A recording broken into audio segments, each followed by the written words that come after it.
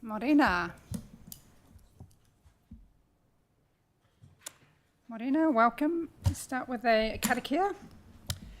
Whakataka te ho ki te uru, whakataka te ho ki te tonga, kia ma kina uta, kia ma taratara ki tai, e he ake ane te atakura, he hiti, he huka, he ho hu, te he Māori ora.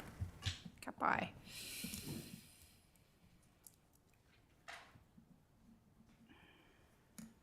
Apologies. We have Phil online. I haven't received any other.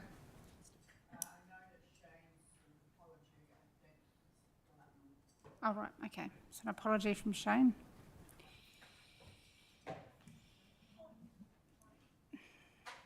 Have a mover and seconder for the apologies, please. Thank you, Sam. Seconder. Bruce. All those in favour?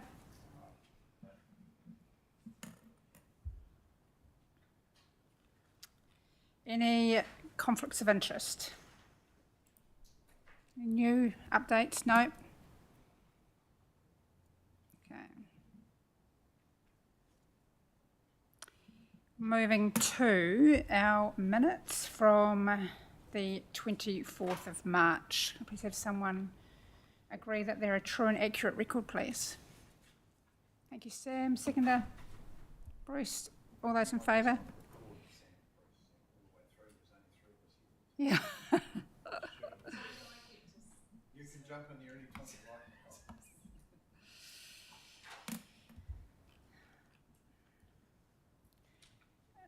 you like. Action register.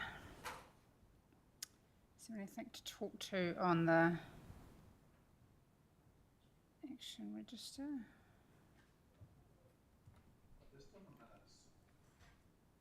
Chair, just on the minutes, it's only a matter of spelling, but there's two L's in Gemmell. Apologies for that. That's We'll all right. note that.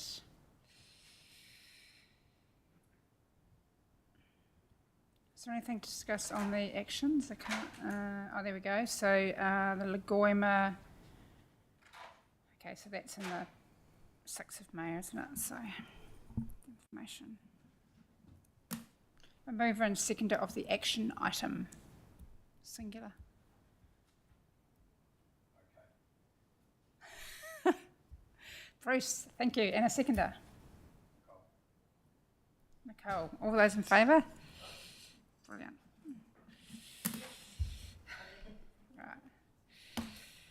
Right. Chairperson's report. So a couple of things from me. I firstly wanted to say, on behalf of the Audit and Risk Committee, just I guess thank you for the controller and the entire emergency response team from last weekend. I was kind of following that with various kind of news updates, I think starting at 5:30 a.m, listening to Sam on RNZ, followed by various updates during the day. So it was a good reminder, and I guess, you know, how it relates to audit and risk and being able to respond to risk is from years and years of amazing mahi from a wide, you know, team that has been able to have that confident level of being able to respond when we need to. We've obviously had plenty of practice and we're getting pretty good at it. And I know that, you know, Sam, and 12 months ago, I think it was, you know, we've been asked to help other districts around New Zealand because we are becoming pretty good at this. So I just wanted to express my thanks and on behalf of the entire committee, just, you know, for the huge amount of work that went on last weekend. So it's great. Secondly, I think it was yesterday, we've got our new audit director here, but I was actually invited to a really interesting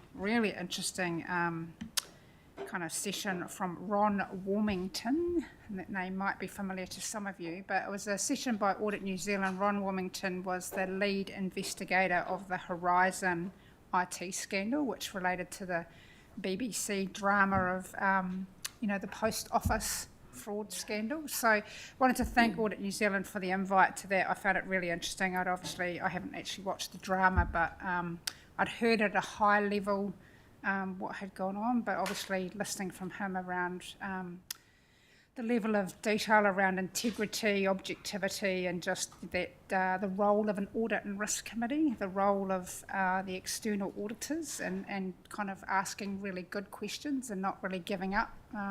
So it was good encouragement to all of our committee that, don't be afraid to ask questions and keep asking questions, because, he told of a journey of many years where I think he was fired 3 times or something, because he kept asking those hard questions, and, look where it ended up. So I think that will become, eventually in the next few weeks, they'll actually release his presentation. So once that does come through, I'll share that with you all, because it's probably about 45 minutes, but I found it really, really interesting. So.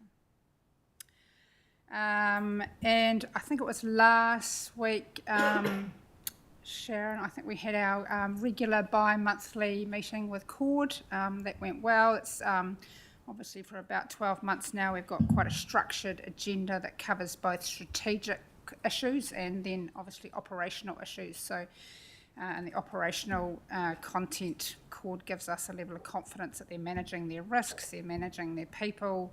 We obviously go through their financial kind of update of where they are, kind of forward looking to where the distribution's going to land, which is obviously the topic that we're all very interested in, and then obviously the strategic lens of any opportunities. So they will come to the full council to reiterate those comms. I just wanted to give an update from that. So that was all from me. So I will move my report if someone could second that. Thank you, Sam.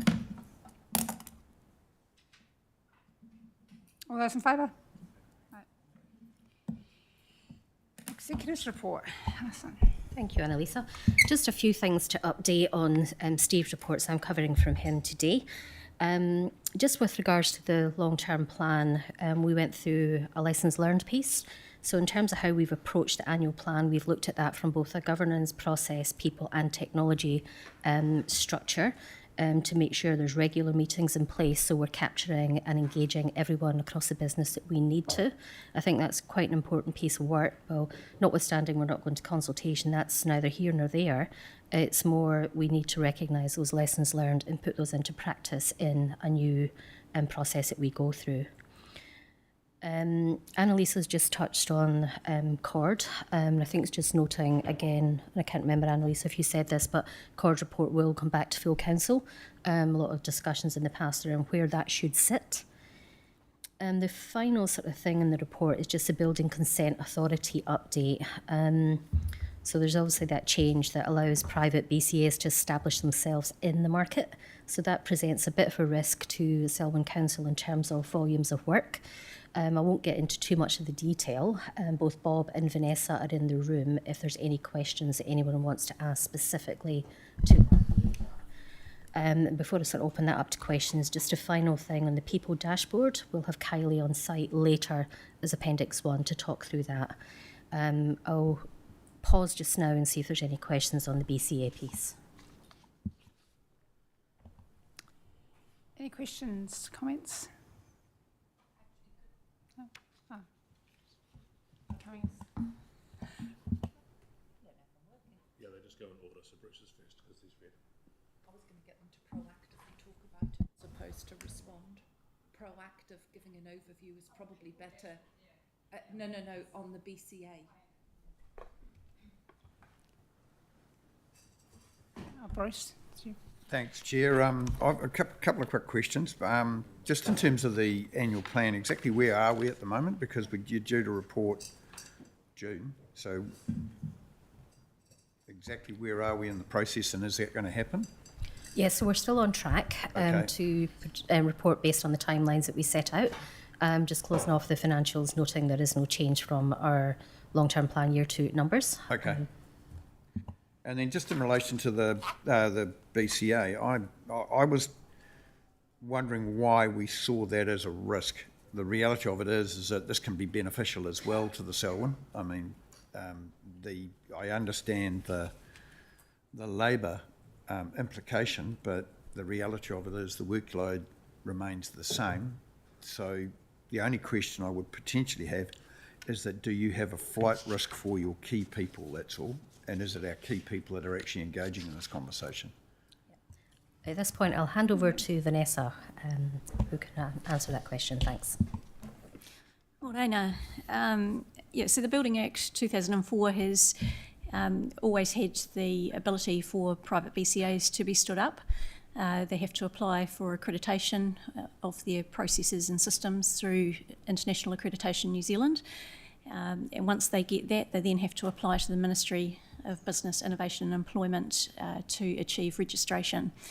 Registration's always been the hard thing to get, and to date we've only ever had one private BCA set up under the legislation, and that's Consentium, which is the consenting arm of Kia Ora. And that's because part of registration is a means test to actually be able to support any claims in that come their way. So this new entity being set up have achieved accreditation, and their registration is apparently imminent. In terms of what it means for us, we know they're targeting 1,000 low-risk residential buildings in their first year and hoping to double that in their second year. So for us, 1,000 dwellings, you're talking around about 3.2 million of our revenue. Not all of that is directly revenue to us. Approximately 45 to 50% of that is levies that go to the Ministry and to the Building Research Association of New Zealand. There is a flight risk, and we do need to be mindful of retaining our good people. We know from past experience with private consultants setting up to contract back to councils that we've had a number of staff essentially poached through the business. So it is something we need to be really mindful of. In terms of revenue that it will create, any private BCA has a responsibility to lodge plans with the territorial authority. So we've worked hard over the last year or so with the information management team, and we've got fees in our fees and charges. So if they were to take 1,000 houses in the first year, the lodgement fees they would pay for providing the records to us, as we're the Office of Record, we'd pull in 450,000 into the information management revenue. Other things we're doing, so we've got a professional partnership program that was set up originally in May 2021, and that was to try and create some efficiencies in our consenting process, working with key industry partners to fast-track consents while we were in a really busy period. As of 1st of May this year, we have just created some new offerings so that we can be seen as the BCA of choice for the professions to work with.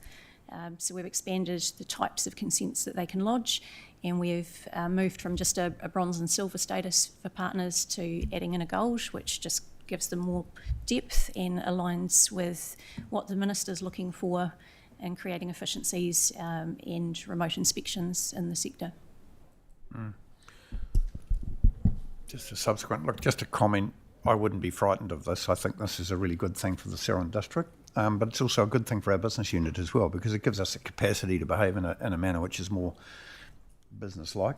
I mean, the only real risk I see here is exactly as you've identified, the low risk, low consenting stuff disappears and we end up with all the high risk. But having said that, we shouldn't be frightened of that anyway, because, I mean, ultimately the council's going to carry the residual risk anyway of these sorts of things. So, we should just do our job well and do it and be the business of choice, because if we can do the complex stuff, the simple stuff should be straightforward. So I think it's, in my view, while I appreciate the risk, it's a really good opportunity just to really respond here aggressively. And you may well find that from a productive output, you might want to embrace a little bit more AI and things like that. It'll force force change, and that's always a good thing. A little bit disorganised to start with and a little bit shambolic, but you get it under control and you'll actually be a far better business unit. So I see it as the flip side as a golden opportunity to perform. Absolutely. Sharon. Yeah, thank you, and thanks, Bruce. And you did point out, I think, one of the there's opportunities and there's challenges, and you're right around that will leave council with the complex cases, and again in terms of key performance indicators, we have an opportunity to rise to that challenge. The team do really well, but we're also really mindful that may alter our ability to turn things around with particularly complex cases. But I think the key risk is loss of staff, yes, there will be a change to our income. And I think in terms of key performance indicators, recognising that we will have the complex cases as the private BCA grows and takes more of the low-hanging fruit. But again, we are very open to working in partnership. I think what's not clear, and forgive me if I put this the wrong way, Vanessa, is in terms of the what responsibility sits with a private BCA in terms of come back, because with council, I think there's a 10-year period, isn't there? And do you want to speak to that a wee bit more? And I think that's worthwhile highlighting. Yeah, and that's partly why the means test is part of the registration process. So any BCA, as soon as they issue a co-compliance certificate, carry a 10-year liability on that building from that period or from that date. Just touching on opportunity, though, in relation to this, and it's not related to the business of council, but it is directly related to efficiency. I'm not sure if you're aware, but Air New Zealand have just put a moratorium on hiring. And the question needs to be asked before you go to the market to hire a person, whether or not AI can do that work. And the reality of it is that they're seeking productive outcomes now, which are far more beneficial. So I believe in a circumstance like your consenting business, there are productivity gains to be made that will give you, I think, an economic advantage, because while you talk about a loss of revenue stream, the council is actually a service to the community. And if you can do it right, it will be very hard for a private organisation that seeks to make a return on capital to really have too much of an impact on you guys. It's just a matter of, there's a really good opportunity now to rethink your business model. And I don't think we should be afraid of the complex stuff, because the complex stuff drives competence. You know, if you can do the complex stuff, you're actually developing skills that they don't have, which is in that area, and you will find that your business model will improve if you embrace the opportunity. But that's the only way to think of this. Thanks, Bruce. And others. I had just one comment, which we kind of alluded to, and it was in relation to AI. I was listening to a session, again, it might have been RNZ again, but they were interviewing the chief executive from Far North District Council in relation to building consents. I'm not sure if you've been following it, but again, it was just a session that they were suggesting how they were becoming much more efficient, but they were talking about hours, not days.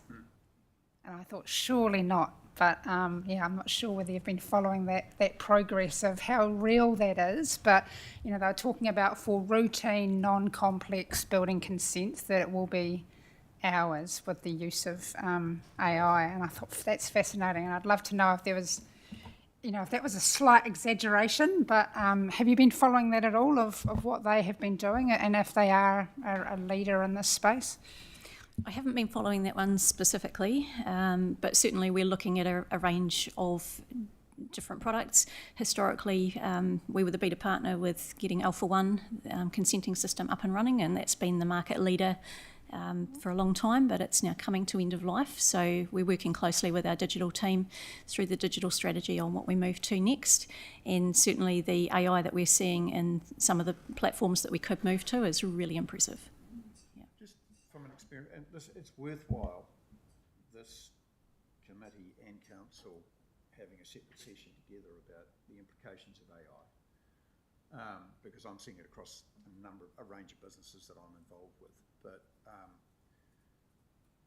funnily enough, those that have probably not moved on their systems for whatever reason are now in a significant economic advantage position, because the capacity of AI to build very quickly the back-end processing and the back-end thinking in a very efficient way is astronomical. I have been deeply impressed with the velocity to market, and a really good example is one of the boards I'm on.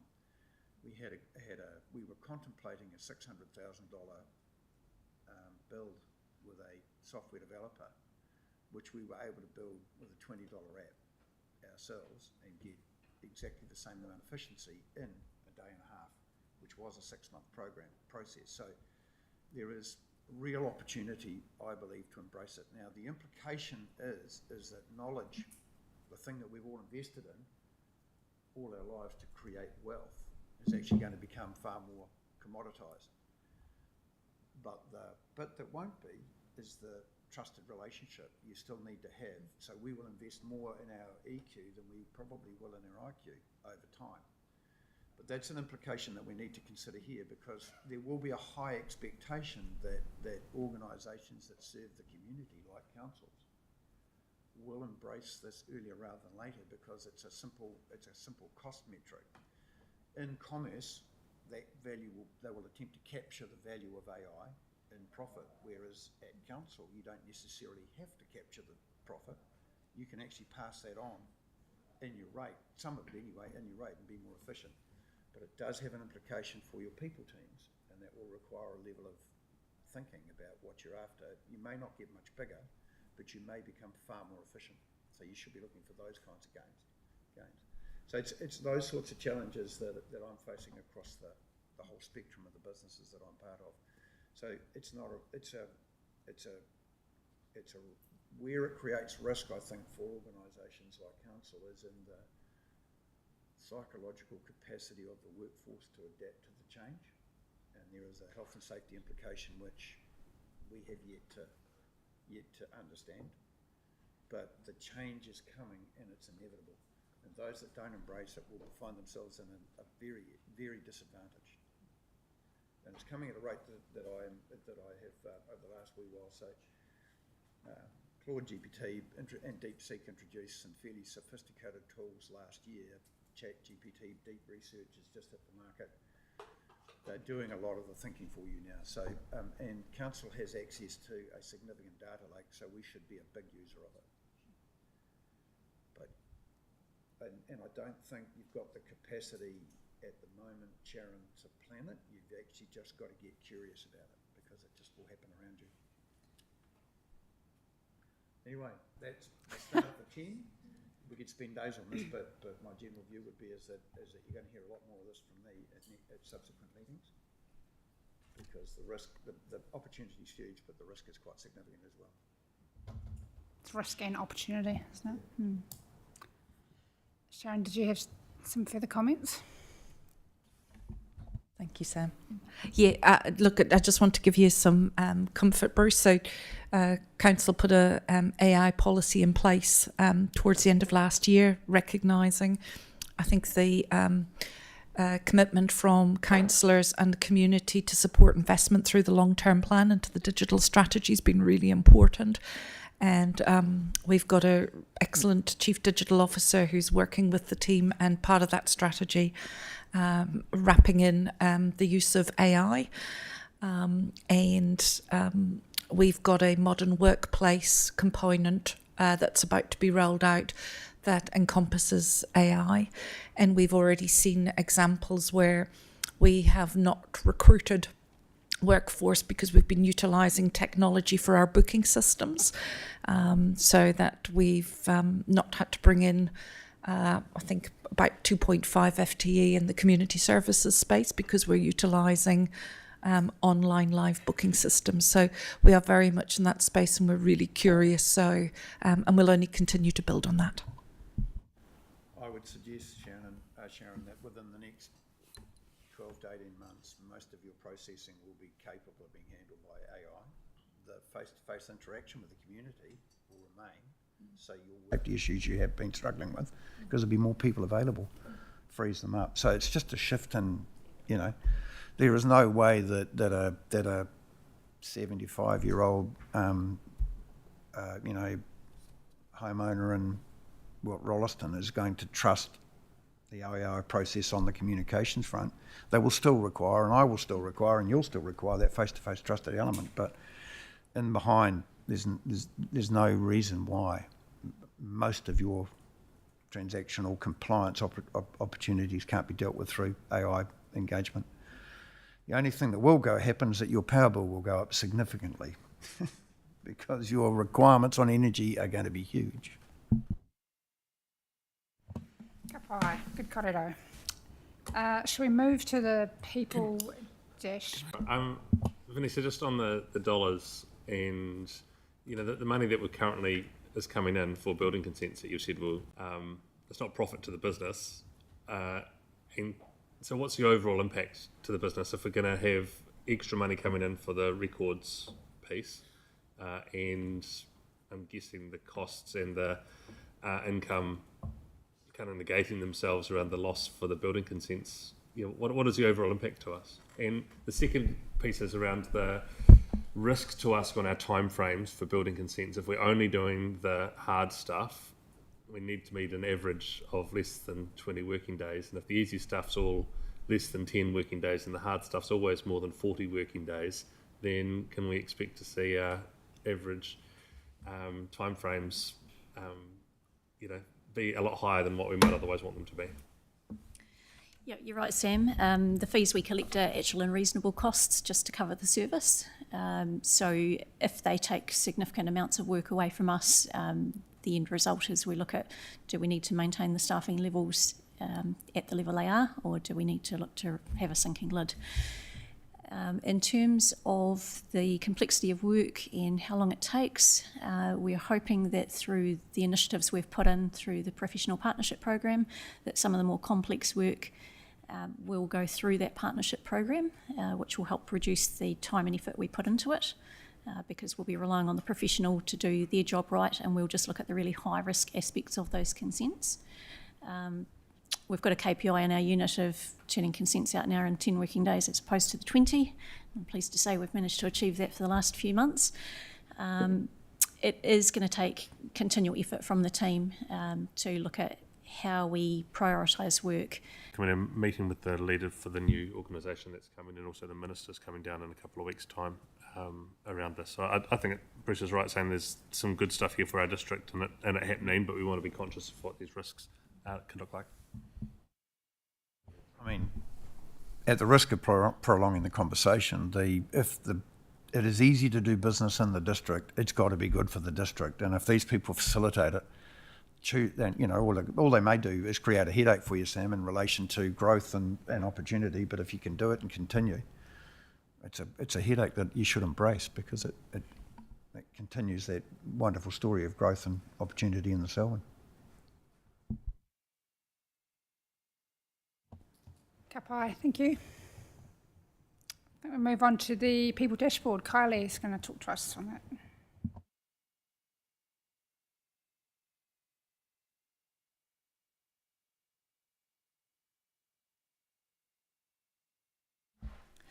Kia ora koutou. I suppose, first of all, just to note, given the timing of the previous meeting, the People Dashboard, which is normally a quarterly update, is actually only 1 month update since the last meeting. But there were just three sort of key points I just wanted to bring to the attention of the committee. The first is the work we've been doing on the flexible working. So this is on the back of refreshing our policy. There wasn't a key significant change to the policy in terms of remote working itself, but this has enabled us to reset those expectations with all our staff and then provide us a mechanism of capturing all of the flexible working arrangements that are taking place across our staff at the council, and then being able to report on that. So that's being undertaken at the moment, and we should be able to provide an update at the next committee just in terms of the outcome of that process. And the second sort of key thing just to bring to attention is the fact at the moment there's a lot of proposed changes to the employment legislation space in particular that we are keeping a monitor on, but the one key change that has happened was the announcement of the living wage increase. So as an organisation that's committed to paying the living wage, that was a 4.2% increase in the living wage, so slightly higher than I think a lot of people were expecting that to come across, but we are looking now at how that implementation will take place, noting that we do have collective bargaining coming up in June as well. And look, finally, just wanted to bring attention to the turnover figure that we regularly report as part of this report, it was brought to our attention that we were reporting turnover on a monthly basis, not on a rolling average basis over a 12-month period, which is a statistic that is sort of the normal statistic there. So we've refreshed that. We now have a rolling average, so our rolling average is 12.68% in terms of turnover, and we'll continue to present that rolling average over the reports to build up the trend data from there as well. So that's just a sort of brief summary of the key points, but happy to take any questions on the report.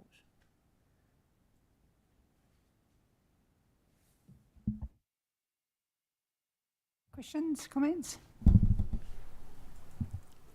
I do. Thank you for the report. It was very fulsome. I just wonder, from a governance perspective, if it might be better to, for me anyway, because I'm a bear of very small brain, to understand, rather than getting the detail, because I would expect that is socialised pretty heavily at SLT, Shannon.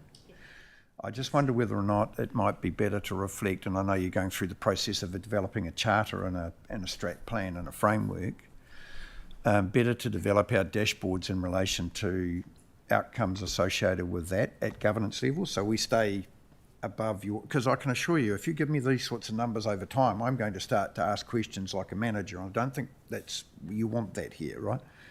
So I get them all, and I was very intrigued, but I looked at it and said, well, what is that telling me in relation to what we're trying to achieve? And I couldn't relate A to B.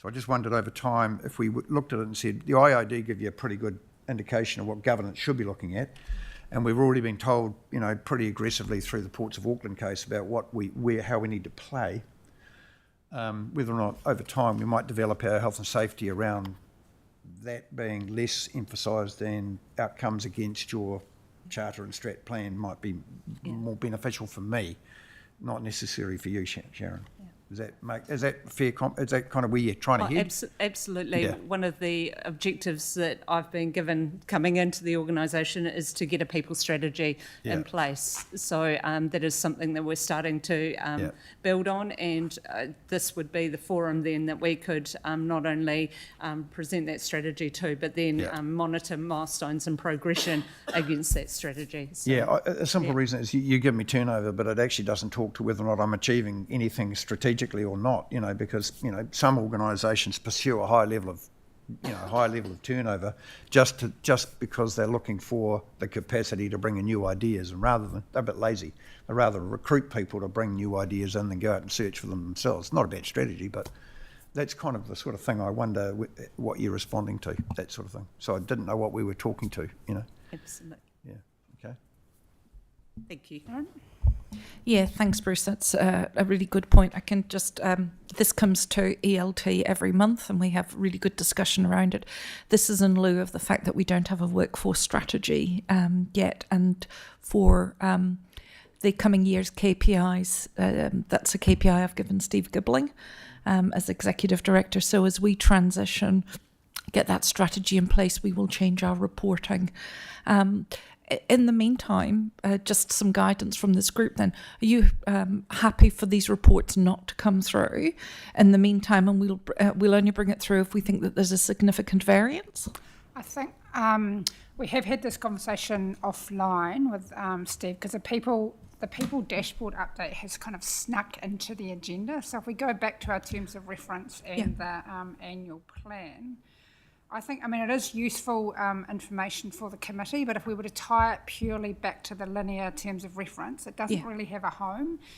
If we had a people remuneration subcommittee, that's where it would belong. Yes. Where there is some relationship is that retention, recruitment, succession will always be one of our top 10 risks. Yes. As is the psychosocial safety, well-being part of health and safety. So I'm very happy for something to come to this committee, but coming to Bruce's point, the dashboard is now getting bigger and bigger, and there's a lot of information in there. So at the protection of management, the more data you provide, we will dive into the detail, which is probably the last thing you want. So maybe we can take that offline with Steve later, but it might be Or even with Sonia through the top 10 risks, it might be that it's when we do those risks around psychosocial safety or recruitment succession, that's where we can do a deep dive on and have this amount of content. But then maybe in between we just need something higher level. Yeah. The point, I know that you're developing a charter and your health and safety charter, and you'll have a people strategy and things like that. Within that strategy, you will identify the key risks of the organisation, and they'll be evolving and changing because we know that business is evolving and changing rapidly. But those are the things that strategically we will start to interrogate. And the report may be no more than 4 or 5 pages, but it will talk to those issues that are challenging you from a risk perspective at that point. So that, I really appreciate it, but the reality of it is that if you have to produce this all the time for us and SLT, all you're going to be doing is writing reports, rather than dashboarding to what you're trying to achieve. And the reason why I get that is I've just spent the last 5 months as a chief executive and recognise that what your last thing your management team are doing is turning around and reporting every month. You actually want to be doing. Yeah. No, thank you. Any other questions, comments? So we'll take that offline with Steve. So we definitely want something in relation to managing those 2 key risks to the organisation and the outcomes per our annual plan. Alison's just suggested one way we might be able to do it is actually just include it as part of the executive report, like within the executive report as opposed to the full dashboard. Yeah, and I think as an interim, whilst we work through the strategy, sort of proposal would be just a dilution of that information, and we'll include it as almost a short appendix as part of the ED report. But lastly, absolutely, we ought to have a really good risk management culture, which is what Sonia can tell you all about, is that at any time I want you to be able to feel like you need to bring something up to the Audit and Risk Committee. So, you talked about 3 key themes there. If in your view as the professional and the subject matter expert around our people, kind of want to minute that there is always a pathway for escalation to bring risk up to this committee. So doesn't matter what the terms of reference says or the annual plan says, if it's a key risk in relation to our people, then I'd expect that it does come to the Audit and Risk Committee. Thank you. And just on that, rather than harping back to it, your job and your assistance to the Chief Executive's office, I believe, over the next 12 months to 5 years is going to be crucial because of the shift in the workplace. And it's really going to come down to how people are embracing change or not coping with change and what they do, because everything that we traditionally thought of as business is going to be disruptive. And those are the risks that, these are the risks that you will face in that area. It'll be one of the key interrogations of this committee, is how we are coping and how our people are coping with that shift and the velocity of it, because it won't be one of those things we can manage. It'll be one of those things that will be imposed. Thank you. Kapai. Thank you. So if I could have someone move the Executive Director's report, please. Thank you, Sam. Seconder, Bruce. All those in favour? Health and safety. Health, safety and wellbeing, I should say, not health and safety.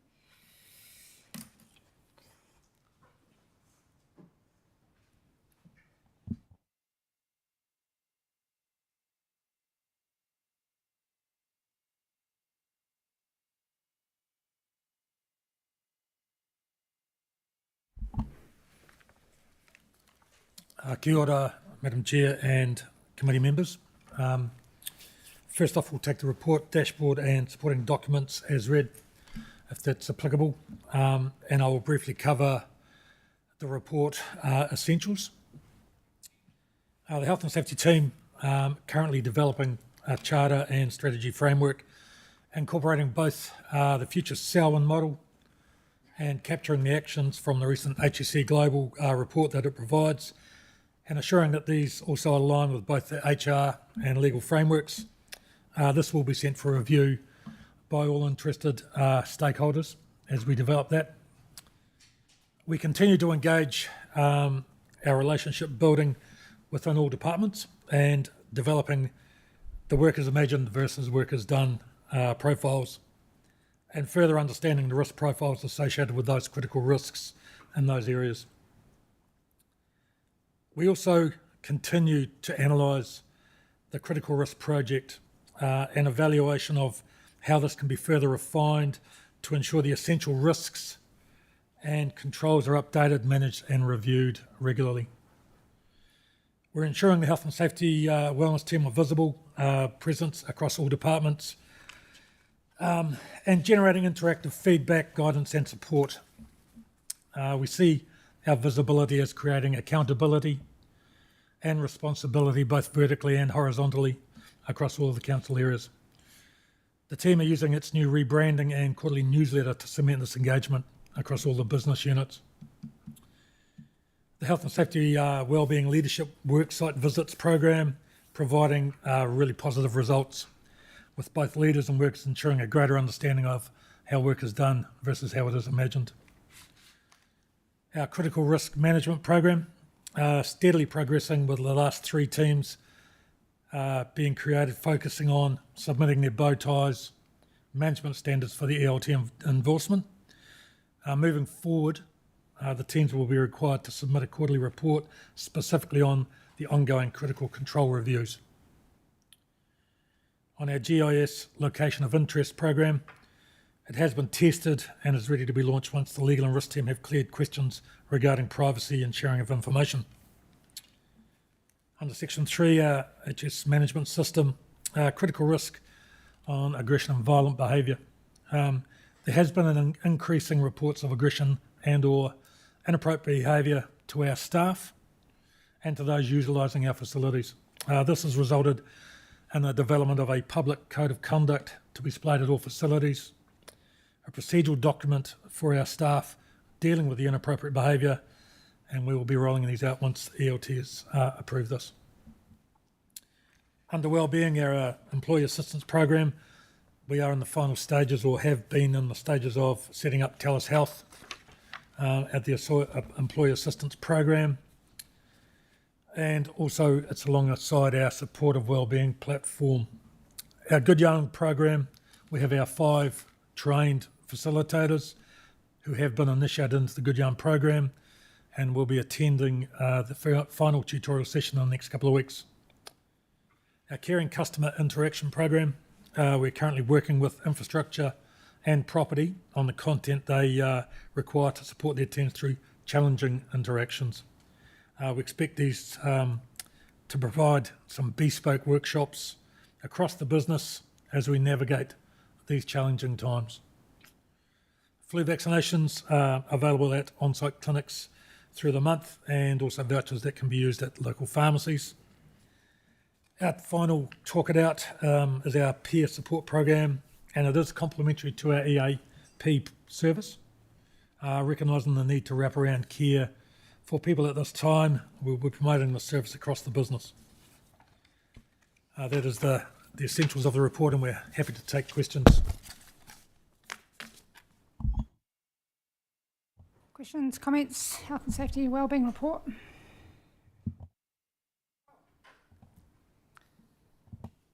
Thanks for this report. So just the question on, so you've got that GIS location of interest layer that you've got for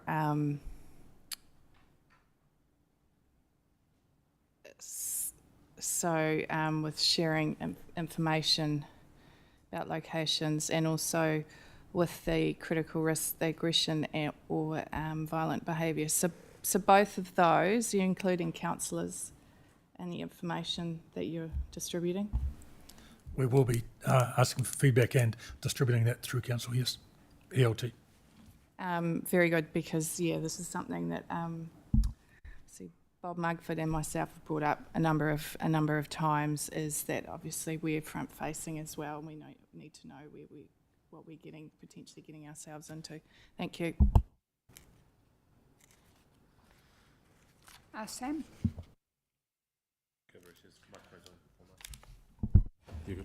Oh, thanks, Matt. Thank you. My question's around the facilities and the heightened level of nasty behaviour, the code of conduct that we're putting up, is that, like, it's there so staff can refer to what they might deem acceptable and unacceptable? Like, what level of interaction are we expecting with something put on the wall by people that walk into our buildings? Yeah, correct. And are we going to get into a situation where we're having to ask people, please don't spit on our staff? Like, we shouldn't have to get to the stage where we're saying all of the things that we don't want to happen somewhere. There should just be decent behaviour from our community towards anyone else in the community. It doesn't matter whether you work for council or not. There's just something about being a human and living in Selwyn and being a Kiwi and the way we treat one another, that there's acceptable and unacceptable behaviour. And I just don't want to see us go down having 100 post-it notes everywhere telling everyone how they need to behave. It'll start looking a bit like Hogwarts did when that principal took over and needed a 50-foot wall for all the rules that needed to be followed. Yeah, Madam Chair, the Code of Conduct is a brief document. It is reiterating what is required for our staff from public. Obviously, attitudes around behaviour are what would be termed acceptable, normal behaviour in public. I know we're not going to itemise every single bad behaviour that comes into our facilities, but in general use around people's code of conduct regarding how they interact with our people and how they interact with other people in our facilities.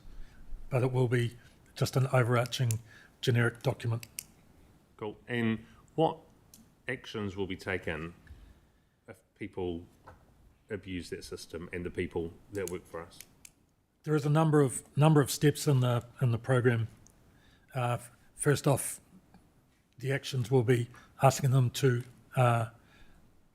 desist from doing those actions, whether it is that they are asked to leave the premises and getting through to the full gamut of being trespassed, depending on the behaviour and consistency. Thank you.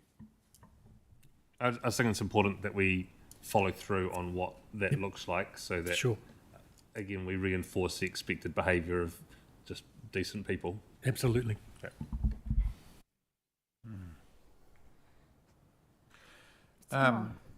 Thank you, Chair. My comments are going to be very similar to my previous comments, but it will be, I guess, I'm struggling to see how over the next wee while our health and safety strategy and charter can exist in isolation given the velocity of change that we're going to be faced with, right? And it's not only the velocity of change internally, but it'll be the velocity of change in the community. And we know that by and large, some people embrace it, some people follow it, and other people resist it. And the impact that's going to have on frontline staff, not only trying to do their job, but also the teams trying to understand what their job is.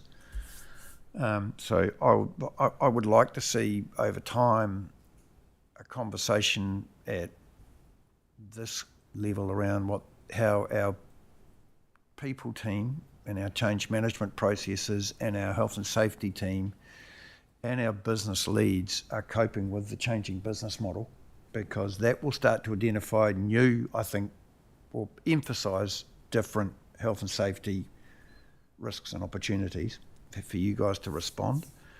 Because I don't think that we can assume that we're going to be doing the same thing this time next year, or that you will be emphasising the same thing. I perceive that the issues you've got with frontline staff may not necessarily be in relation to what we're doing. It's what people are trying to absorb, and how we deal with that's going to be really important. What assistance we place in that area, and that may talk more to what investments, as we relieve the back office investment, what investments we make in helping our staff help people. Because I think kind of sometimes, there are genuine cases where you get, real difficult people in the community, but by and large, most people are reasonable people. It's just the frustrations they're faced with, and it's those. So I'd like to see the risk and the strategy start to blend a little bit in that respect. And it's interesting because, finance will follow, and we hope we've got enough money, but the reality of it is that I think that your emphasis over the next wee while will be on change management, psychological assistance and movement as we change the business model. So I'd like to see that start to blend a bit. So when you guys sit up, we're talking to the same prayer book kind of thing.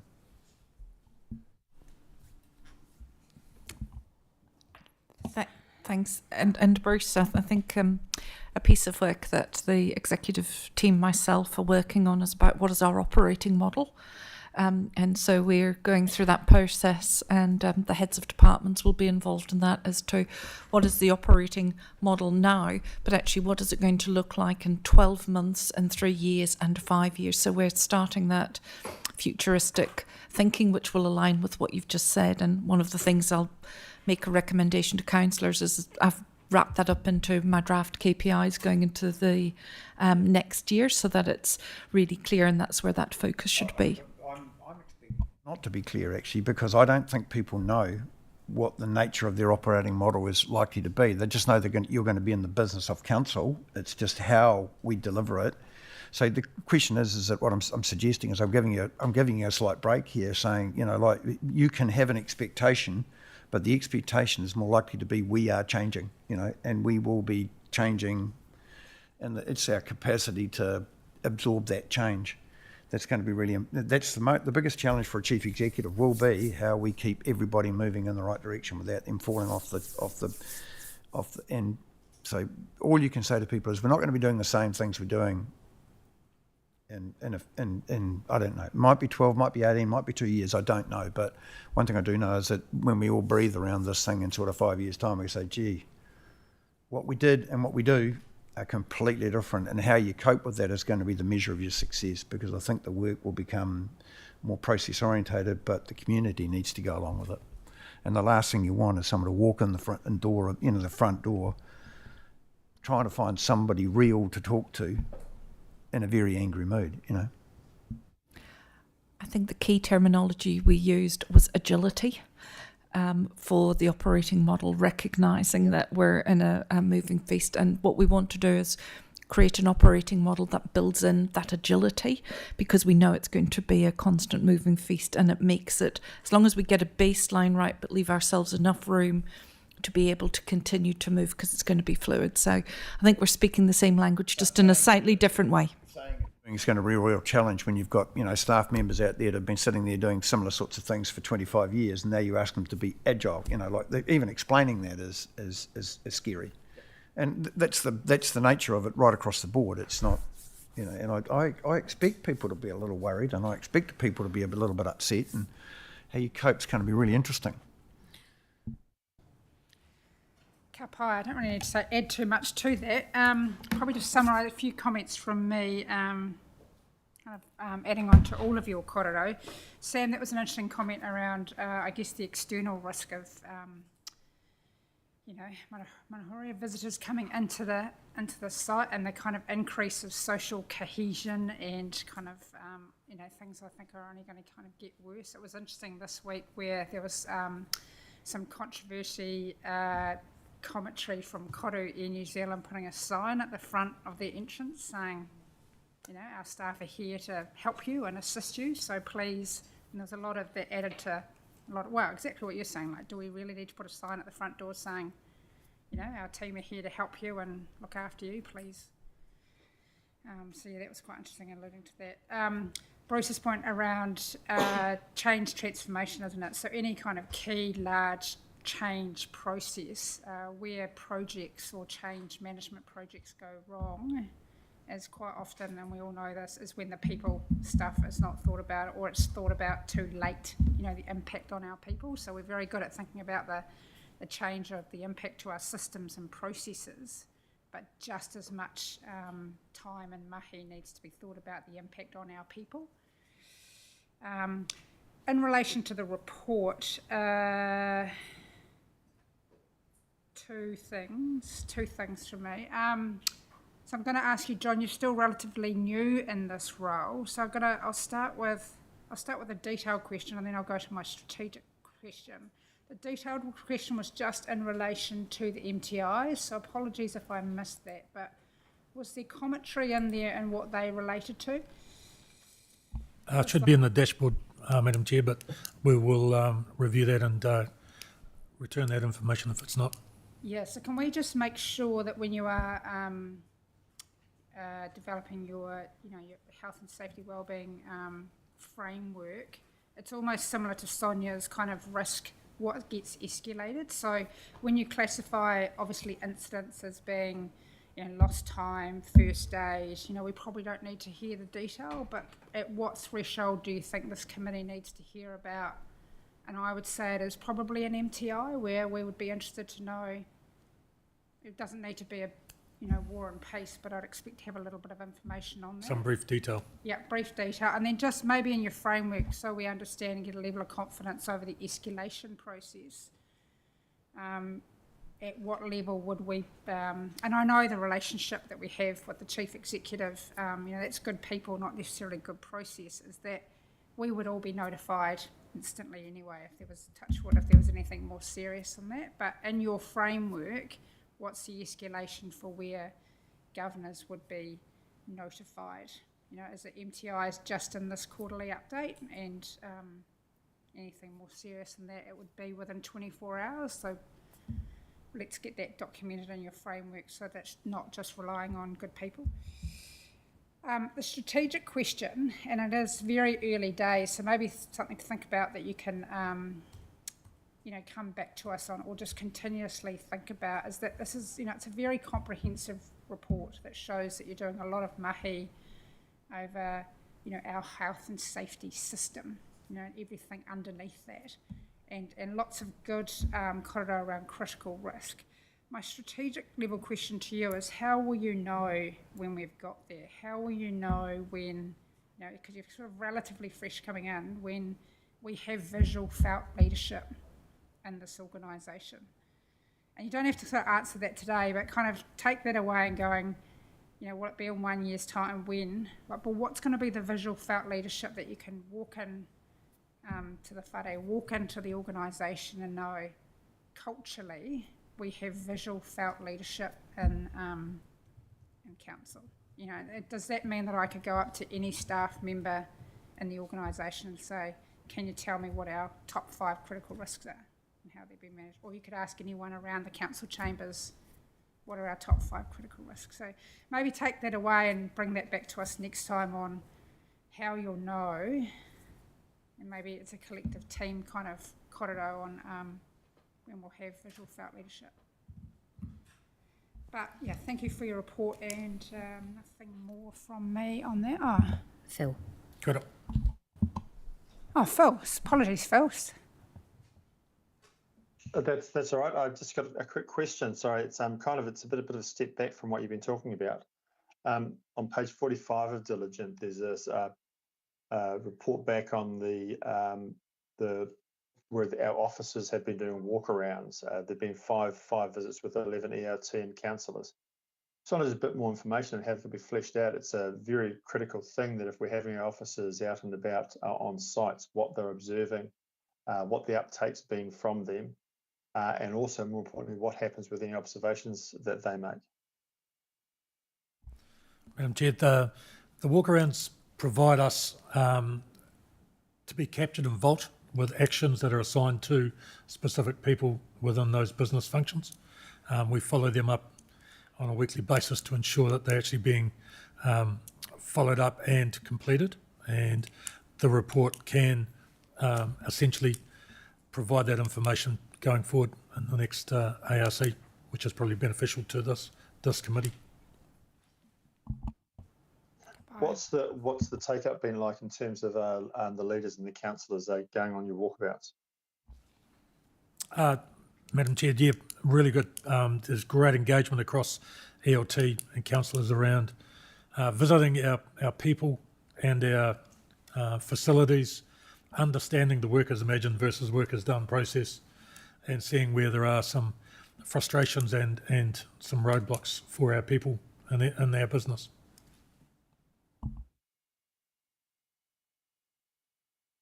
Thank you. Thanks, Phil. Ka pai, thank you. No any questions? If I could have someone move the health, safety and wellbeing report, please. Thank you, Bruce. Seconder. Nicole, thank you. All those in favour? Right.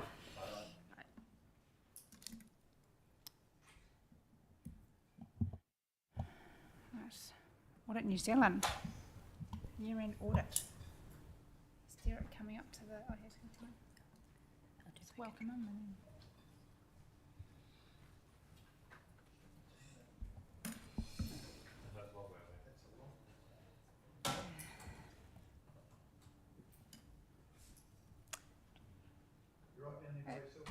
yeah. Welcome, Derek. I'll get Alison to introduce this paper. Yeah, I think I did do some intros earlier, but just noting Derek has joined to replace the role that Julian was previously in from Audit New Zealand. This is his first audit with Selwyn District Council. For this year-end audit, we'll actually have a brand new audit team.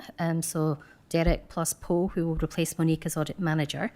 So I'll hand over to Derek to walk through his report. Kia ora, Madam Chair and committee members. Nice to be here. Like Alison said, I'm the new Julian, but looking forward to a good relationship between ourselves for the years while I'll be the new appointed auditor on this engagement. The report that's included in the pack is our audit plan for this new financial year. We had good engagements with management to discuss the risks and issues pertaining to council, and a lot of the risks and issues are still very similar to what was identified in previous years. I'll probably just highlight some of those, taking the report as read, and welcome to take questions afterwards. But just from my perspective, the key areas that I would like to highlight is, from the risks and issues, is the fair valuation of your infrastructure assets. And again, this year roading will be as part of that cycle to revalue roading assets. So critical that that process starts early and that the revaluation is done soon.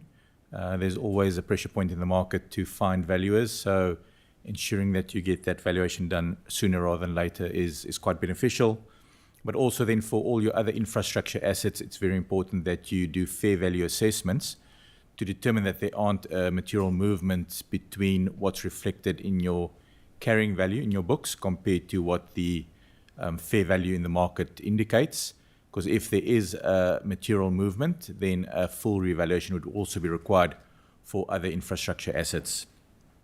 Also, other area that I would like to highlight is around your vested assets. This is something that we also picked up in prior years, seeing that you are a growth council and a lot of new developments need to be captured within your accounting systems and underlying records.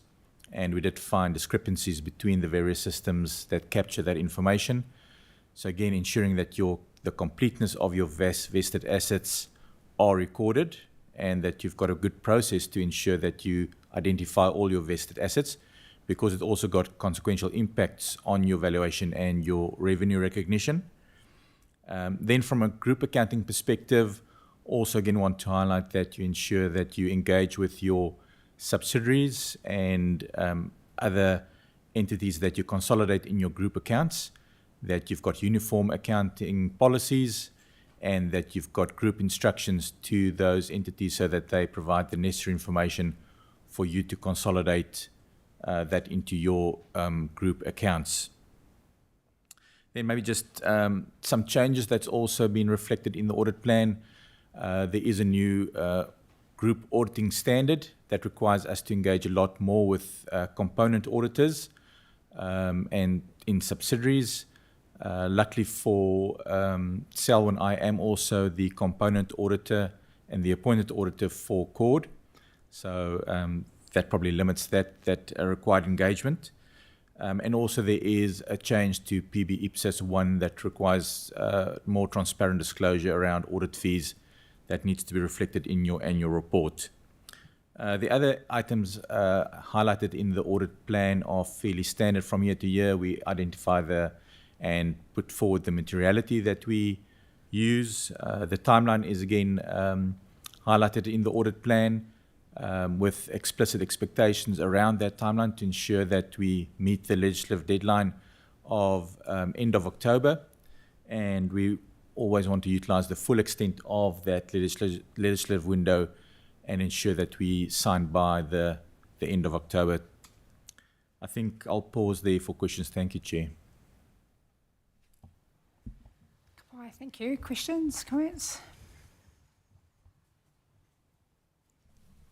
Sam? Just to say welcome. I met you on the way into the room. It's great that you will be working with us now, and looking forward to your expertise and helping us meet our obligations, but also transparency and openness with our community about our activities. So thank you very much. Thank you, Sam. A couple of questions from me. So we've obviously caught up offline, which was great for the introduction. So welcome again. And it's very exciting to hear you talking about the 31st of October. So hopefully we have minuted that, and we'll see how we go.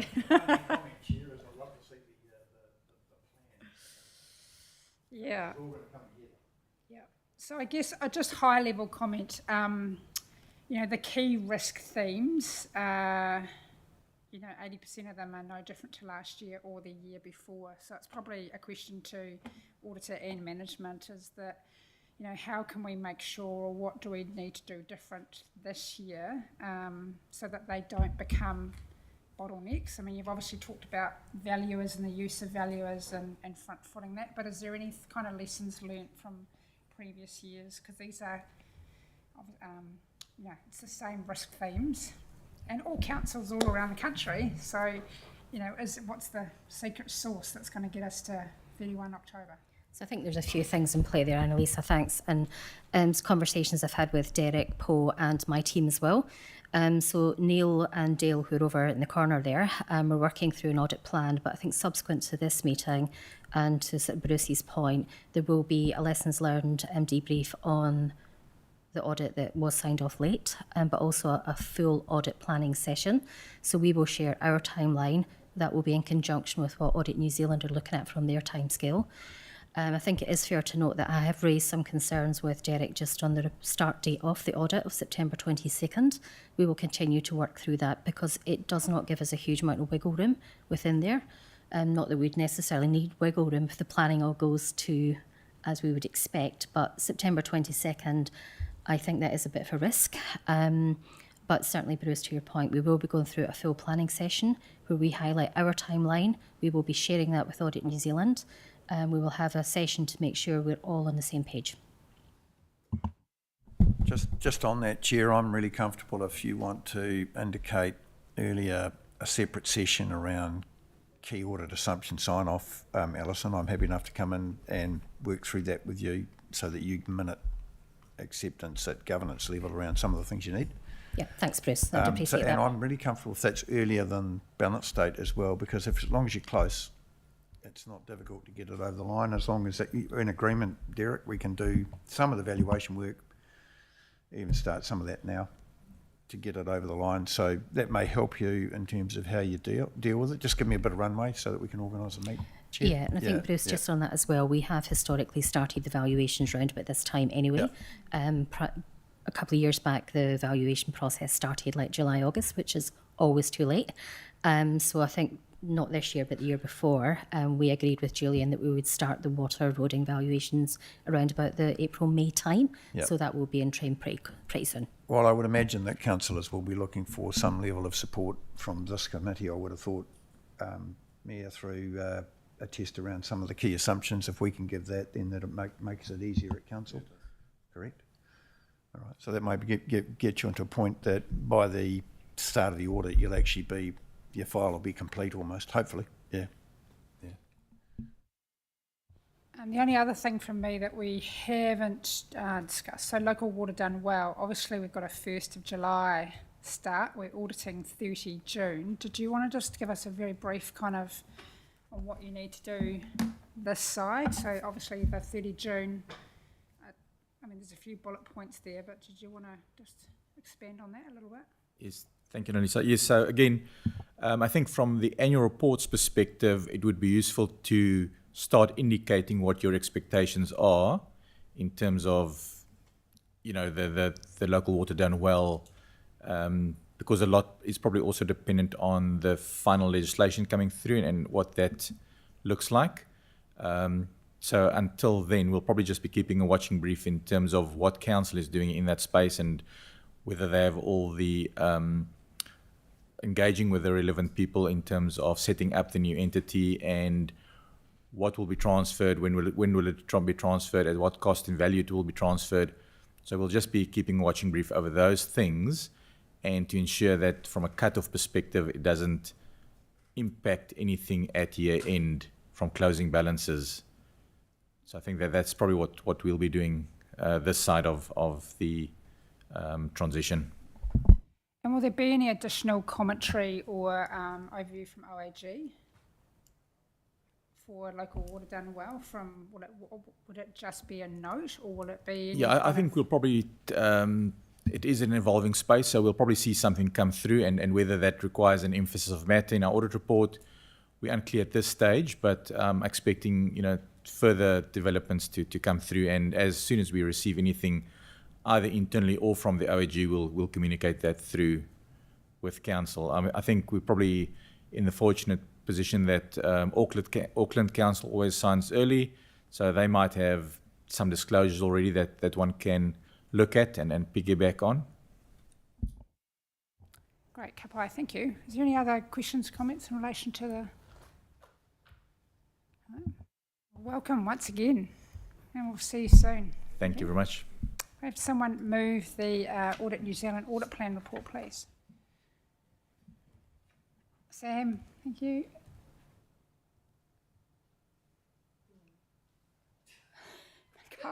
Nicole is a seconder. All those in favour?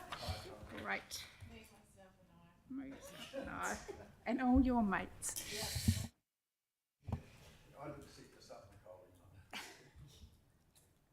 Moving on to Treasury.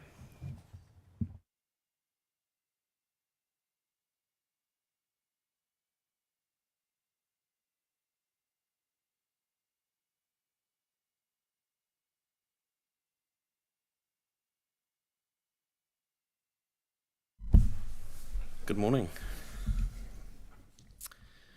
I will take the paper as read.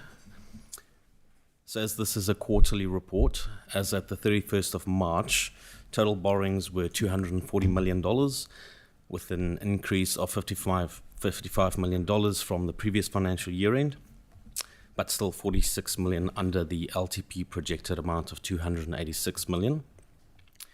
Council retained a strong liquidity ratio of 118% to comply with its treasury management policy, which is set at 110%. 65% of Council's debt is hedged with swaps, which reflects a slightly more short-term position compared to historic hedging. This is due to the favourable short-term borrowing rates and current uncertainty around the timing of the transfer of debt to the Water CCO. As at 31st of March, Council had $32 million of cash. This assisted Council with the liquidity ratio that we have to maintain, and it also works in favour to offset the average cost of our hedging. So as at 31st of March, we were earning 3.8% interest on our cash, whereas our average cost of hedging was only 3.05%. Then you have to factor in as well the cost of debt to the LGFA. In addition to the report, Alison and myself also met with Fitch Ratings. An updated rating review is required every 12 months, with the last review done in May 2024. So currently Council holds a AA+ rating with a stable outlook. We expect Fitch's draft report sometime later this week, and we'll provide you guys with an update as soon as that's finalised. Open to take any questions. Bruce. A couple of quick ones, thank you for that. Just in relation to our underspend against long-term plan, our under borrowing against long-term plan, once we establish a long-term plan, do we establish the borrowing facility at that point? And do we pay for it? Our borrowing facilities are managed on a requirements basis. Okay, so we don't dive out and gear up and then end up with a credit line that costs us money. You actually you're cynical enough to expect that we don't spend against long-term plan. which is it's a difficult statement, but the reality of it is that as we get better at establishing our long-term plan and our capacity to deliver, that should become more transparent. Correct? Correct. But we also are monitoring the market and interest rates and swap rates on almost a daily basis. No, that I understand. It's just that what I was concerned about is that we actually had got excited about the opportunity and gone out and raised the facility. No, Now Bruce, we're paying a line fee. just to add to what Neil is saying, so we've done the long-term plan, we look at the phasing of that, but we're very close working with Tim Mason and his team to make sure the phasing is still on track with what we expected. That would then trigger the discussion around what borrowings are required. So we're not putting stuff in the backyard for something that may or may not happen. Good effort. Okay. And just in relation to liquidity management, is there any benefit in some form of revolving credit facility for your excess cash? Have you heard of that? Yes, so currently we have a $10 million facility with Westpac. We are currently looking at additional facility options. One of them is with the LGFA, which is offering very good rates. Yeah, I look at it and say, well, if you've got 30 odd million slopping around and we've got debt, why don't we just offset it and then we can do away with the like you're managing your effectively self-managing a $30 million hedge, aren't you? At that point, yeah. Agree. So look, more efficient than you're trying to get, trying to work the arbitrage between the borrowing rate and the lending rate. Okay, all right, that's good. All right. Sam? Did Fitch give any indication of where they're looking? Like Standard & Poor's have recently downgraded a number of the councils based on uncertainty really around water, rates capping, government conversations about what they want to do with councils. Is Fitch all in that same space, and are we likely to see, did you come away from that meeting expecting to see a downgrade, or do you think that we'll hold steady with where we are now? Personally, I think they held their cards pretty close to their chest. They didn't give away much. So PwC, who's our treasury consultants, we use their dashboard for this report that you see. They are of the opinion that Fitch is probably a little bit more conservative than S&P. We were hoping to have the report actually by close of business yesterday, but they had some issues towards the back end of last week. But like I said, we're hoping to get that report close to the end of this week. But I don't have. Okay. I think there will be factors that could provide us more of a stable outlook, particularly in terms of we have more certainty around the water CCO than other councils. But that's just my personal opinion. Okay, cool. And the payback ratio, which talks about policy being 9 years, we're currently at 14 years. We set 9 years, obviously, for good reason in the first place. When did we breach the 9 years, and what's the impact of sitting at 14? It's 50% greater than where we sort of wanted to be. So the payback ratio was breached as at 30 June 2024. It was first identified after the 31st of December quarter, when we were closer to finalising the 24 annual report. There's no further implications to that breach. It's purely a breach of our internal treasury management policy. I think, Sam, I'll just add to that as well. We do have quite a conservative treasury policy, which is driving that. So there's a broader question around us revisiting that treasury policy to make sure it's fit for purpose to what we need now. We did change the borrowing rate, I think, from 160 to 220, I think we're at just now. So this is a byproduct of that. It does need to be revisited, but we'll look at that going forward. Okay, thank you. I didn't see a lot of point in the ratio in an environment when you're growing ahead of the curve investing in infrastructure, but I mean, so I did actually have a comment here. What is it? What is the point? What does it mean to us? Because I don't think it would be something that a rating agency would be overly concerned about. I mean, maybe if we had a population that was disappearing out of the district, that might be more relevant, but. Yeah, you're right, Bruce. And like this doesn't impact, as Neil's alluded to, on any of the covenants we have with LGFA. It's purely our conservative policy. And when we address that, this makes this white noise.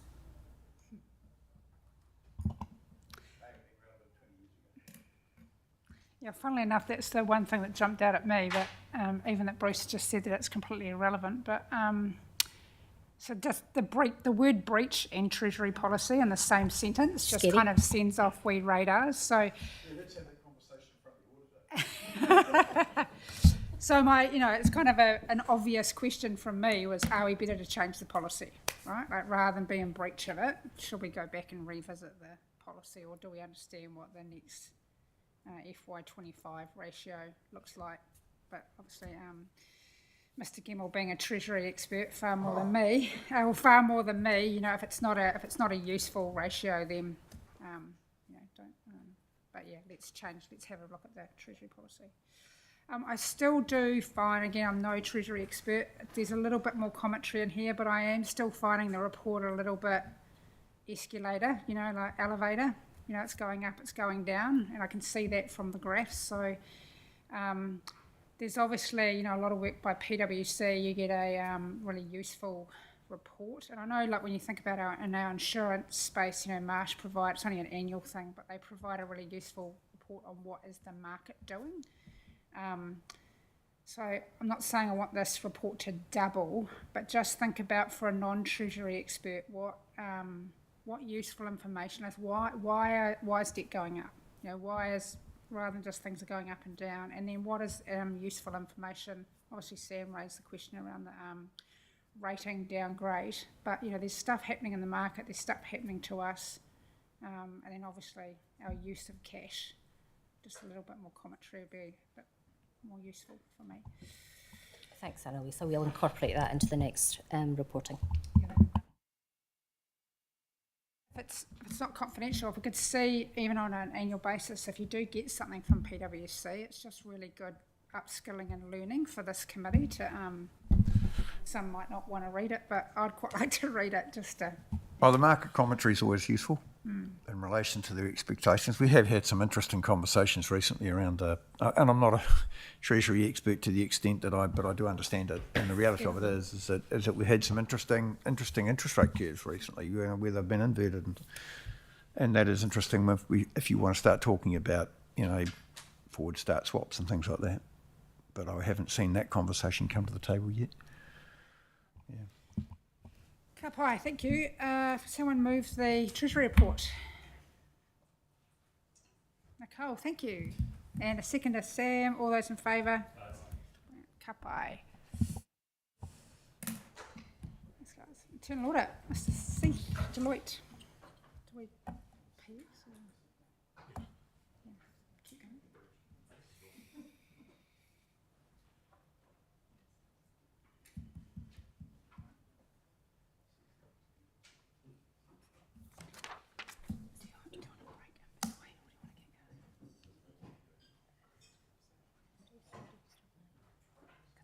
There's nothing in PX really, is there?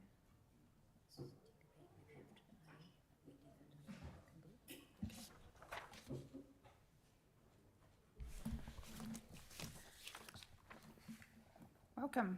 Sonia, are you going to talk us through the paper? Thank you. So the internal audit update, we have provided an update on how the program is tracking. So we had 4 internal audits on the program for this financial year.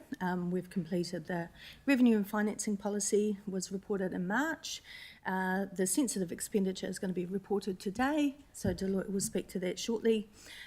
Just an update there on the procurement review. We've decided to delay this review, and in its place we'll do a privacy control review that you'll hear about later.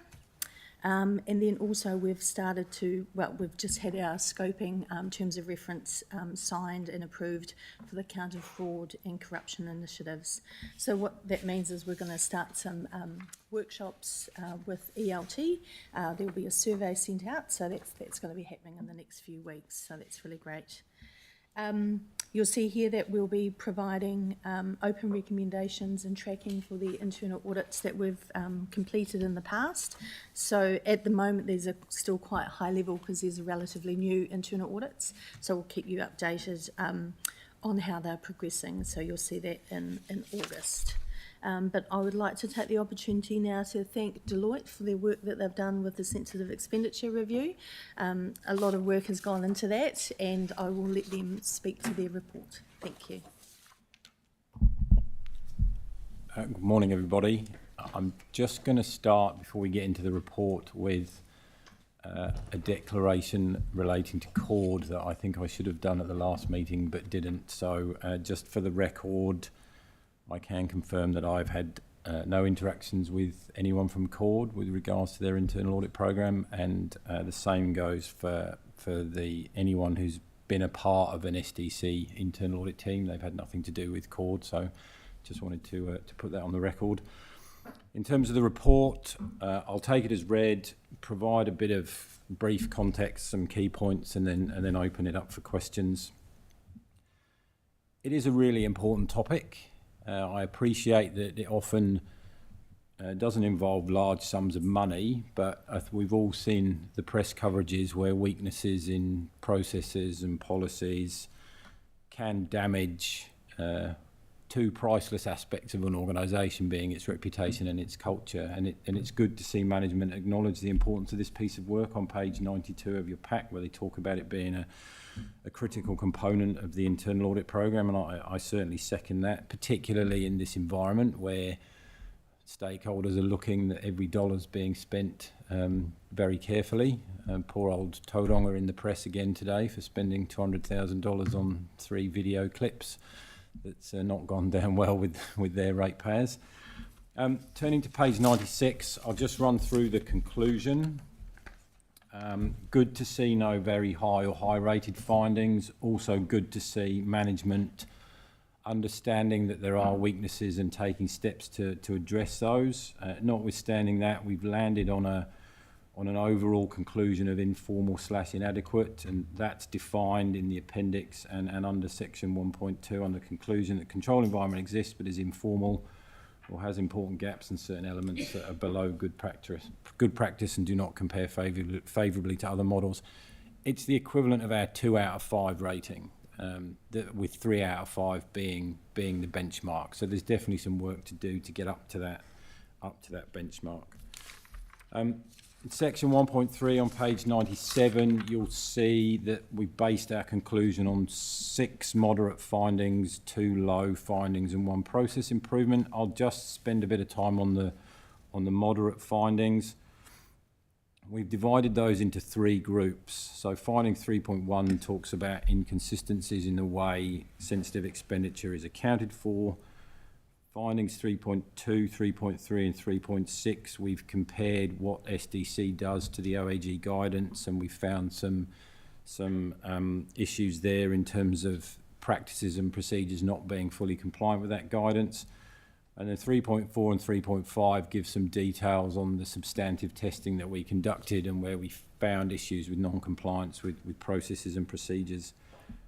Hopefully all self-explanatory. I think if I was to focus on 2, I think the 2 most important ones are findings 3.1 and 3.3, which are linked. So 3.1 talks about the way in which there's no kind of set coding for sensitive expenditure transactions. So at the moment, it's very hard for the organisation to, in a straightforward manner, go, here's our full population of sensitive expenditure transactions. And that's a really important point, because at the moment, you've got that lack of transparency, you've got an inability to effectively monitor, so that's where it links in with finding 3.3. And there is a real risk that transactions could end up avoiding scrutiny, either by accident or deliberately at the moment, just because of that sheer range of options you've got for coding them. And then 3.3, like I say, related to that from a kind of governance oversight, transparency perspective, and giving your stakeholders confidence that you're on top of this. It's really important that those things are being reported on a regular basis, and they're just not being done at the moment. That's all I wanted to say in terms of the report. I'm happy to hear questions, comments. Alison, you wanted to add? Yeah, thanks, David. I think just with regards to 3.1, I just wanted to note the financial hygiene project that's underway just now, which we spoke about at the last finance performance meeting. So that will lend itself well to how we code things in the future that will enable us to report better on items of sensitive expenditure. Sorry, I'm losing my voice a little bit. I just wanted to raise that because I think it's important in context with this report.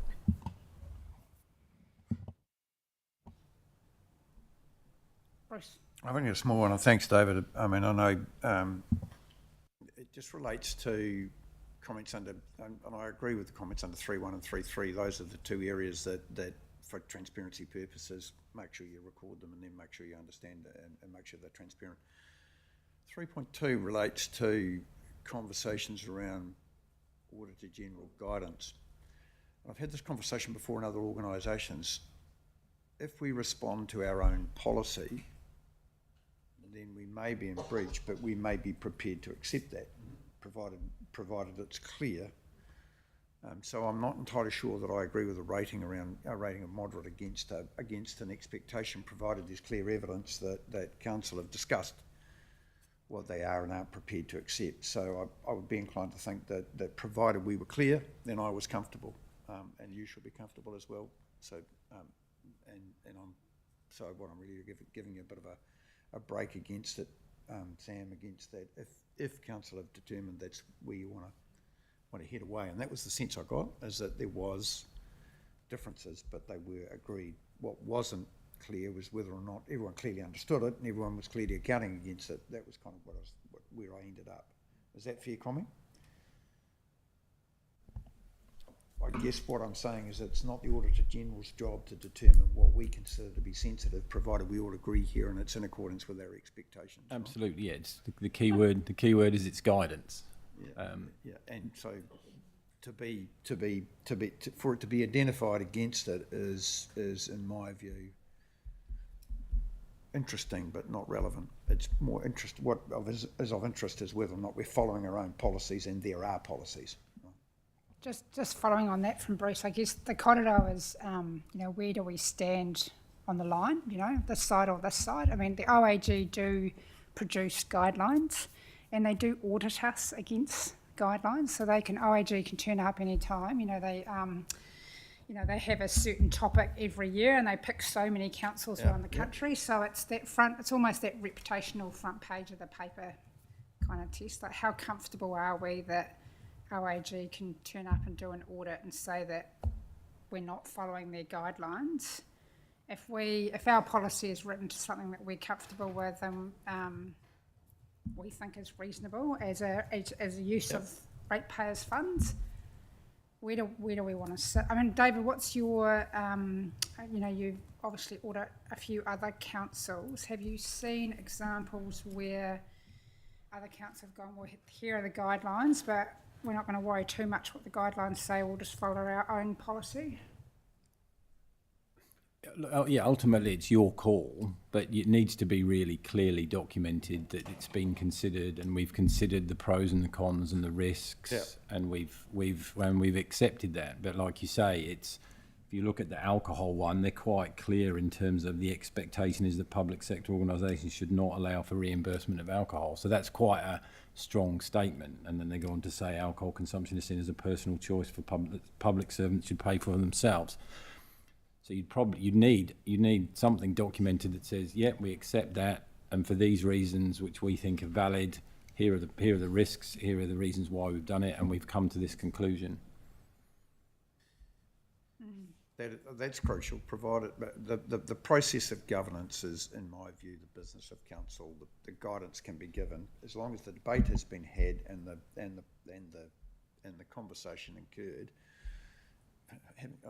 I'm not an outlier. It's a defensible position, and the question comes down to whether or not you want to be bothered with the commentary in the press, I suppose, is key. But sometimes I do get a feeling personally that we overgovern at the central level and create issues which are not as important as the delivery of the services and assets and safety of our people and things like that. Right. The guidelines are pretty prescriptive. Yeah. There's no kind of grey of, in a commercial corporate world where you go, reasonable, and then reasonable can be. Anyway, that was.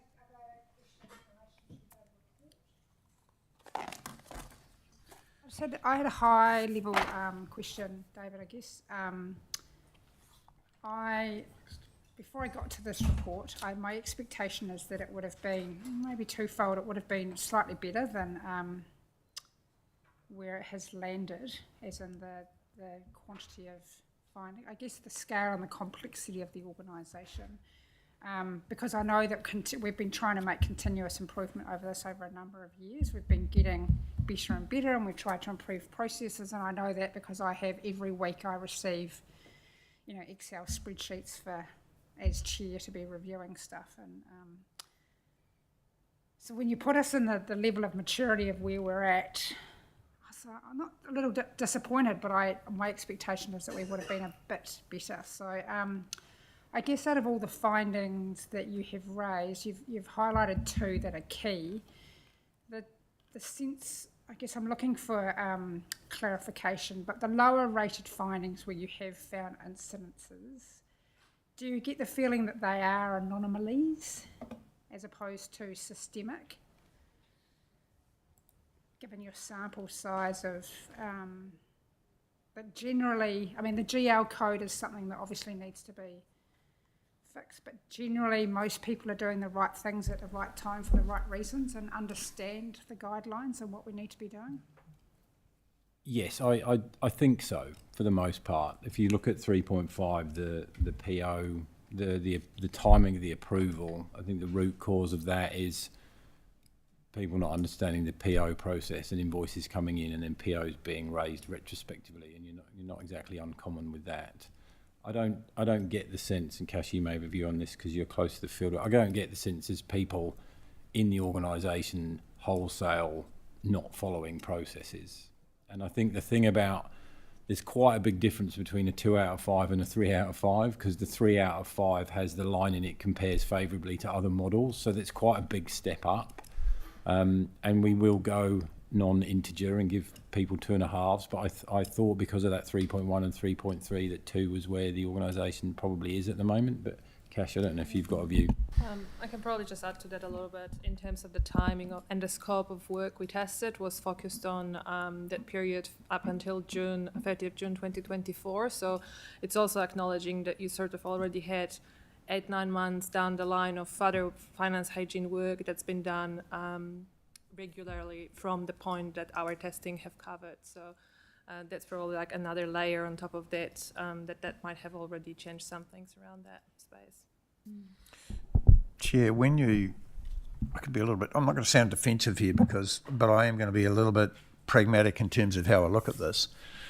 If I was looking at other organisations, I would look at those organisations that are potentially shifting and changing, because this organisation is shifting, changing and growing, and it's difficult. I'm not excusing it, but what I'm saying is that the concentration of the business often when you're shifting and changing is around the delivery of those things which are crucial to the business to continue to operate.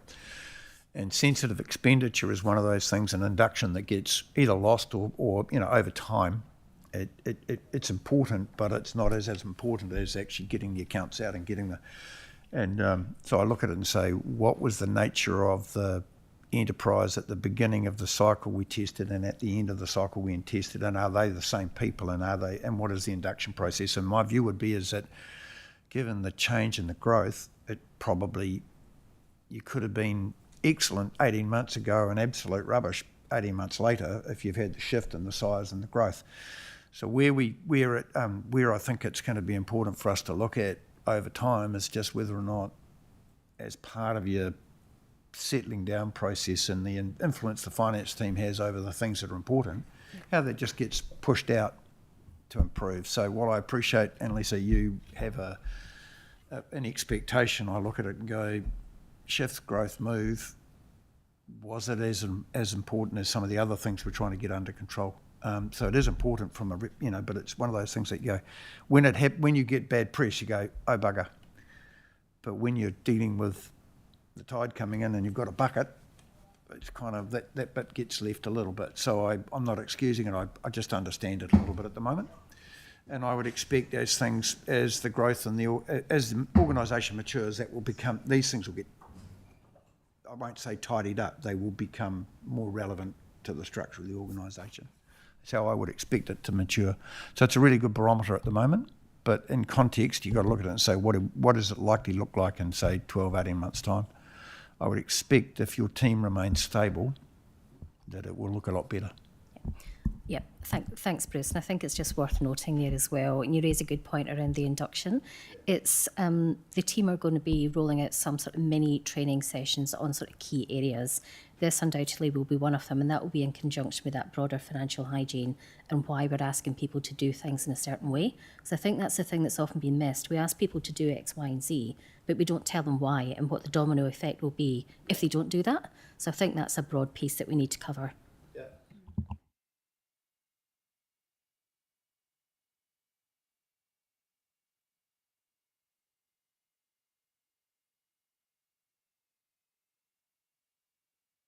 And I think that the fastest way people learn is I came from corporate and went into central government, and then I think we got 600 select committee questions at December, and I think everyone manager and above had to disclose their name and the quantity of dollars of sensitive expenditure that they had spent. So it was a real personal risk appetite of how did you want your name. Some people go, oh, I don't really care, but and it's a balancing act, isn't it, on how comfortable you are of.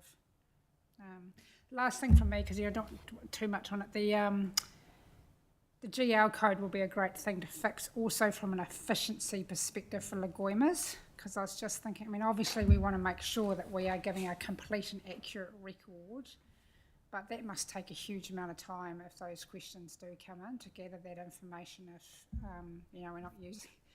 we're not using a central GL code. So. No other questions from me. We've lost Nicole. Someone move the Deloitte's internal report. Yeah. Bruce, first, seconder, all those in favour?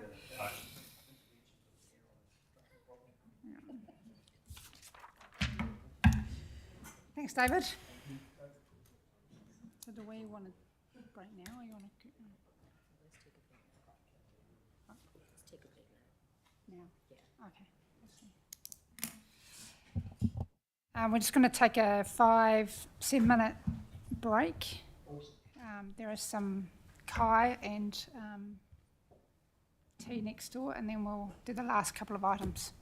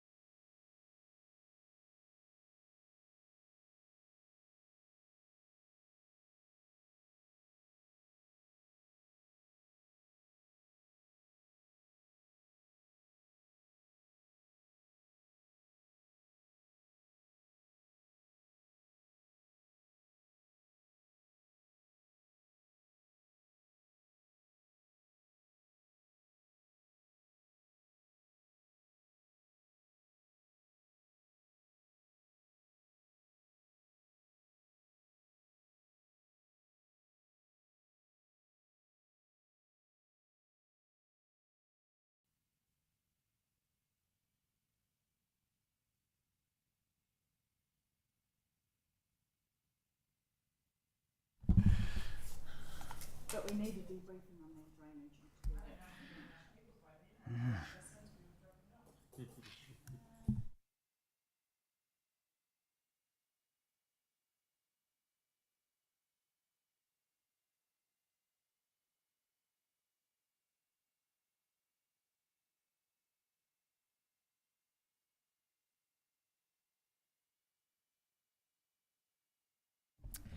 Thank you, Madam Chair. So what you'll see before you today is a wee bit of a reset of our risk management program, which I'll let Sonia work you all through. The intent here is to start allowing us to be a bit more strategic in the way that we're employing risk and to make sure that we have some really clear deliverables and a roadmap over the last 18 months, over the next 18 months, to continue this initial tranche that we've made of actually getting some strategic risks in existence, and that we continue to make this progress. So I'd just like to quickly thank Sonia for her work with Grant to pull this all together. They've put a lot of work into this in the last couple of months, and I think it's a good start to move us forward. So I'll hand over to Sonia. Thank you, Julie. We've developed a risk strategy and roadmap. So similar to your discussions before, Bruce, we're trying to lift that to really show what outcomes we want to achieve with the risk management policy and the framework in place. So with Grant's help, we've developed this, and just to give you an update on stage one of that roadmap, we've already made a few just minor changes to the policy and framework with Grant's independent view there. So those changes, they're not going to change the material effect. However, it just makes it clearer to understand for a first-time user. We're also got our communication plan ready to go. So we'll be launching the new risk management documents. And also Grant will be facilitating the risk appetite workshops. So they're set for next month. So ELT will be first off the rank, and then the elected members will be meeting with Grant to talk through the risk appetite there. People awareness and capability. So again, trying to lift that capability of risk management over the organisation. So we're developing a training plan there, and I'll be working with heads of departments to identify who in the business needs to receive that training initially, and then that we'll be looking at rolling out e-learning and induction type training as well. As Julie mentioned, we are still working on and I guess completing the strategic risk register. So we're just developing that further, getting some wording changed, and adding in the controls most importantly. So looking at what the inherent risk is after we know which controls we've got in place. And then also we're populating the operational risks. So again, working with heads of departments to understand what are some of the key risks across the organisation. And that's going to take a long time to get all of that information out. So we'll start with the key risks, and then we'll develop those risk registers in detail as we go. But that's the update. You'll see there on the appendix that we've got the team strategy and the roadmap. If you've got any questions, I'm more than happy to take them. Thank you.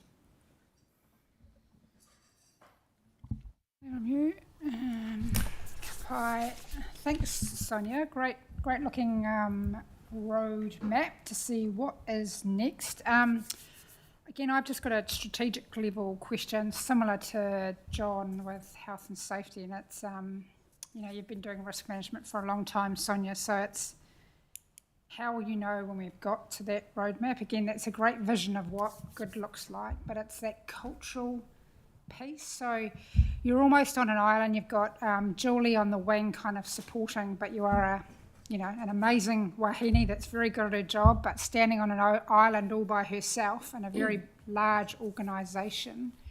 How are you going to make this work? How are you going to get the cultural piece from getting the buy-in and so you can really feel that risk management culture across the organisation is kind of alive and kicking and bred. I mean, we don't have the luxury of massive budgets. Alison's will kick me under the table if I say Sonia needs a team of 10 people and she needs risk business partners, which I'm doing a review at the moment, and their risk team. Won't say who it is, but their risk team is 8 people. And the organisation would not be as, not audit, this is risk. They have a lot of risk.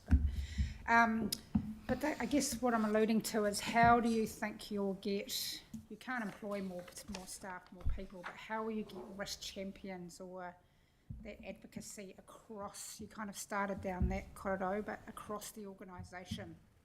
What's your plan to... Yep. So the plan is to engage regularly with the heads of departments and team leads. So trying to get on their already, scheduled agendas. So that's one way to do it, hopefully a little bit more efficiently. But also just to be working directly with the teams to get their risk registers updated or created in many cases. So I mean, my job is risk manager, and that's what I'm out there doing, talking to them about risk. But also today, hearing people talk about their risks and knowing that is part of their conversation already in their business units. That's really great to see and hear.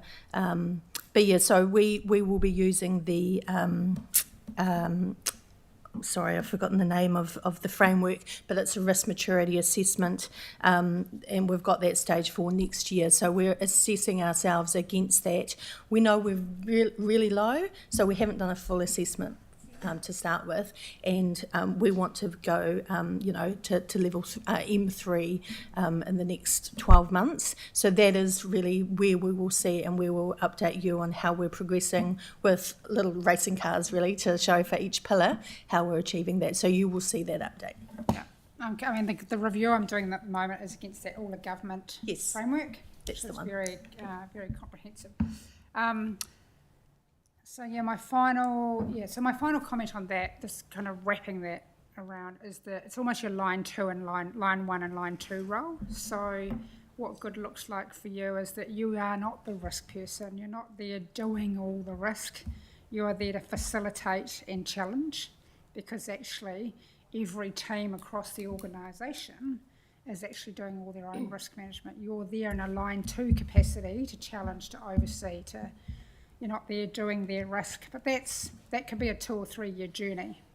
But that's kind of what good looks like, I guess, Julie, is that Sonia's not doing the risk management. She's turning up and she's facilitating the corridor, but she won't even be the one putting the risks into the risk system or the Excel spreadsheet, because there'll be someone in the finance team, there'll be someone in the consenting team, there'll be someone in the property team, infrastructure team.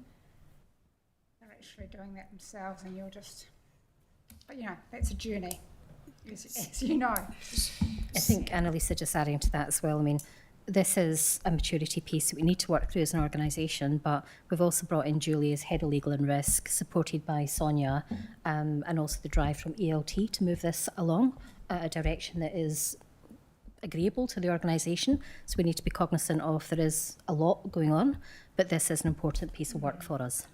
I think the last thing I'd just kind of like to say there, the challenge on what we're doing on risk is not different than any of the other challenges in any of my other functions. So this change, this integration, this need for organisations to take their own responsibility, because we can't centrally resource everything, and it is same over risk, it's the same over policy, it's the same over delegations, and it's the same over good decision making and local government. So in terms of how do we do that, we do it as an integrated process across the team. So Sonia is not an island.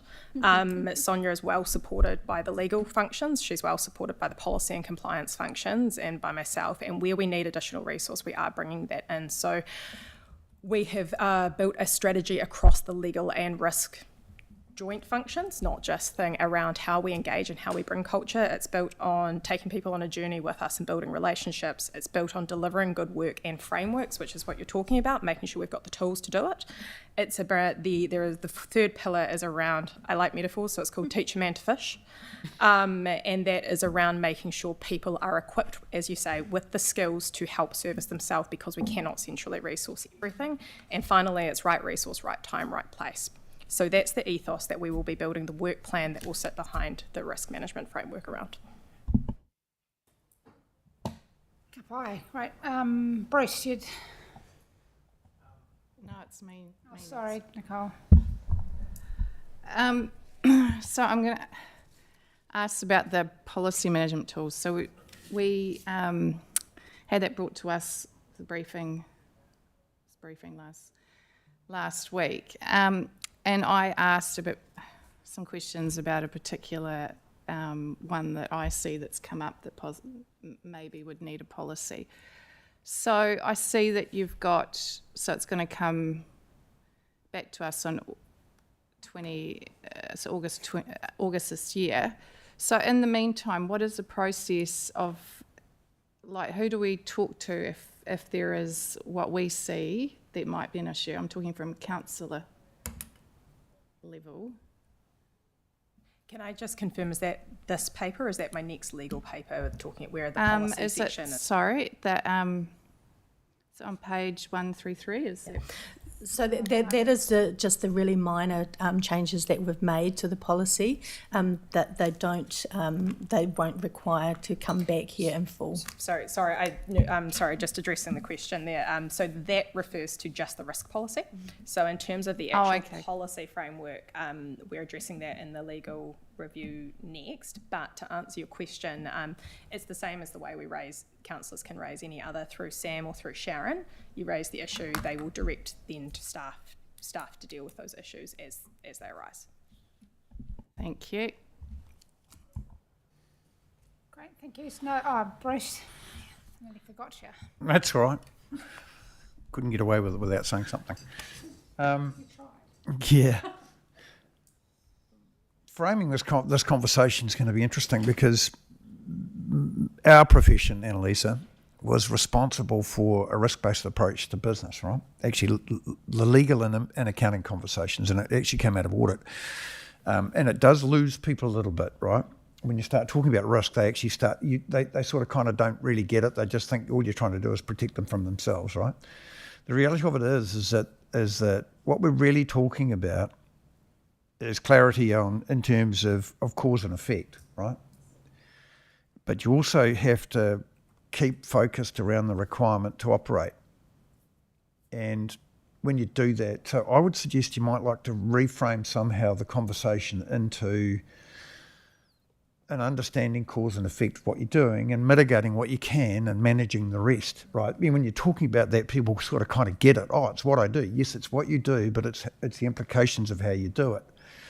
Because you do lose people along the way, because the moment you talk risk, they immediately start thinking about a lawyer or an auditor, and it stops me doing something. Because the easiest way to manage risk is to do nothing, but that actually creates a longer term risk for the organisation. So if you want to think about that, you'll get far more people, and the epiphany moment for everybody is when you start talking, I'm really curious, your risk management workshop's going to be one of the most appetite workshop, the appetite workshop, because when you start talking about it from an appetite for risk, everyone immediately says, I'm entrepreneurial, I'm listening. So, well, that has implications. And then they say, but I don't want to make a decision, and that has cost. And so that will be your epiphany moment. That will either bring people onto your island, Sonia, or drive them away. But what I really would encourage you to do is talk about it differently to gain momentum around what you're doing. We can talk about it as we see it. But what you don't want to stifle is people's capacity to operate.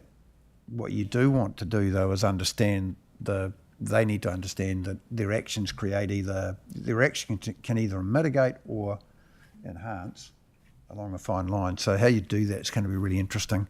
So this is a really, really interesting paper, but we're right at the beginning. And when Annalisa asks you, what does success look like?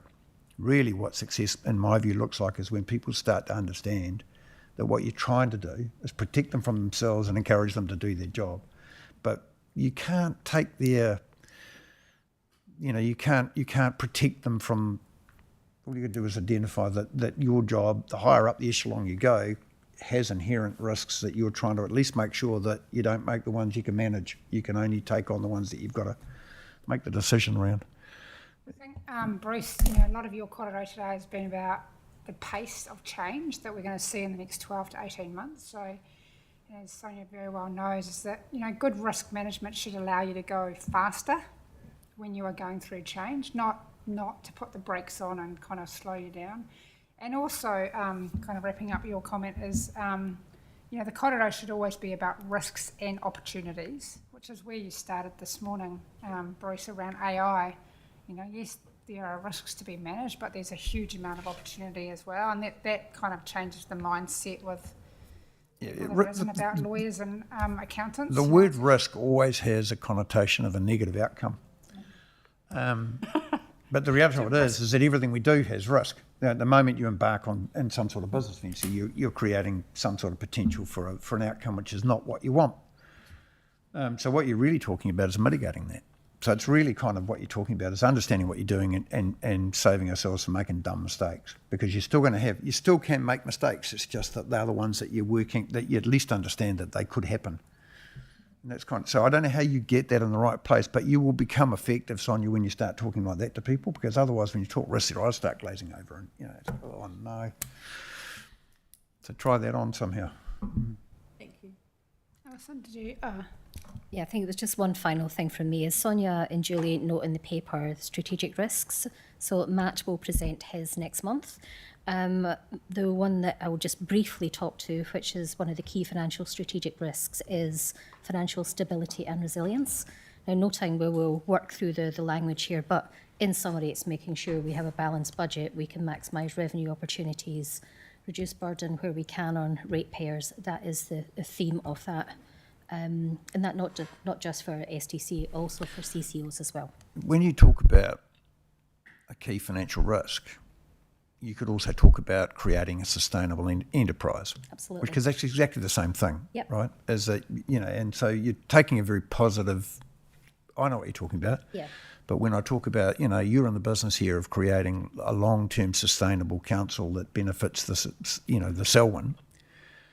That's the same thing as creating a stable balance sheet and ensuring you've got the right amount of money and making sure people don't make dumb mistakes, and then ensuring that when there are insurable risks, we can insure against them, and we don't want to end up in a position where Julie has to defend them, and employ litigators, I think just to add to that, and sort of the final point on it is actually the resilience piece as well. So that's almost as key as making sure you've got the numbers in the right order.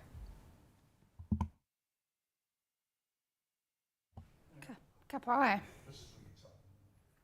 Risk is very exciting, Bruce. Some risk and opportunity. So if someone please move the risk management report.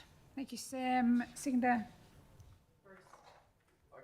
Bruce, thank you. All those in favour? Right, great. Right, legal update. Home stretch. Just get my files open.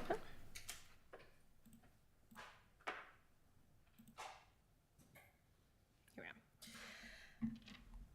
the next paper.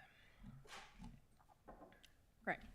Thank you very much. So this is a very light report. It's just a brief update on the last report. I won't run through the whole thing. I think I just wanted to, in terms of risk, what we have introduced you to here, and it is an ongoing continuous improvement document, is our framework on how we're prioritising the legal work, and to give some assurance that what we're trying to do is linked to strategic priorities, but also where does the biggest risk in the organisation sit. We obviously can't do everything all at once, but we want to make sure we're employing our resources to the important things, and then making sure that everything else isn't languishing, but that we're doing things in the right order. So that's what that framework inside there is. And just starting to kind of give you an idea on where the work is sitting in the organisation at the moment. So at the moment, the majority of work that is coming through the team is sitting in what I would call the BAU space. So in terms of critical risks that are coming through the legal team and really important projects, it's probably only representing a cumulative about 17% of the workload at the moment. Now, that is a function, I think, of two things. One, we haven't had a lot of claims or a lot of strategic issues coming up lately. One of those workloads, which we're not capturing all the time on at the moment, has been local water done well. So that would be your purple and your red, that is taking most of the time at the moment. But I think it's also systematic of what we were seeing before we had a function in the organisation, which is we focus on the things that interest us rather than, as you say, Bruce, bringing that real risk lens to everything.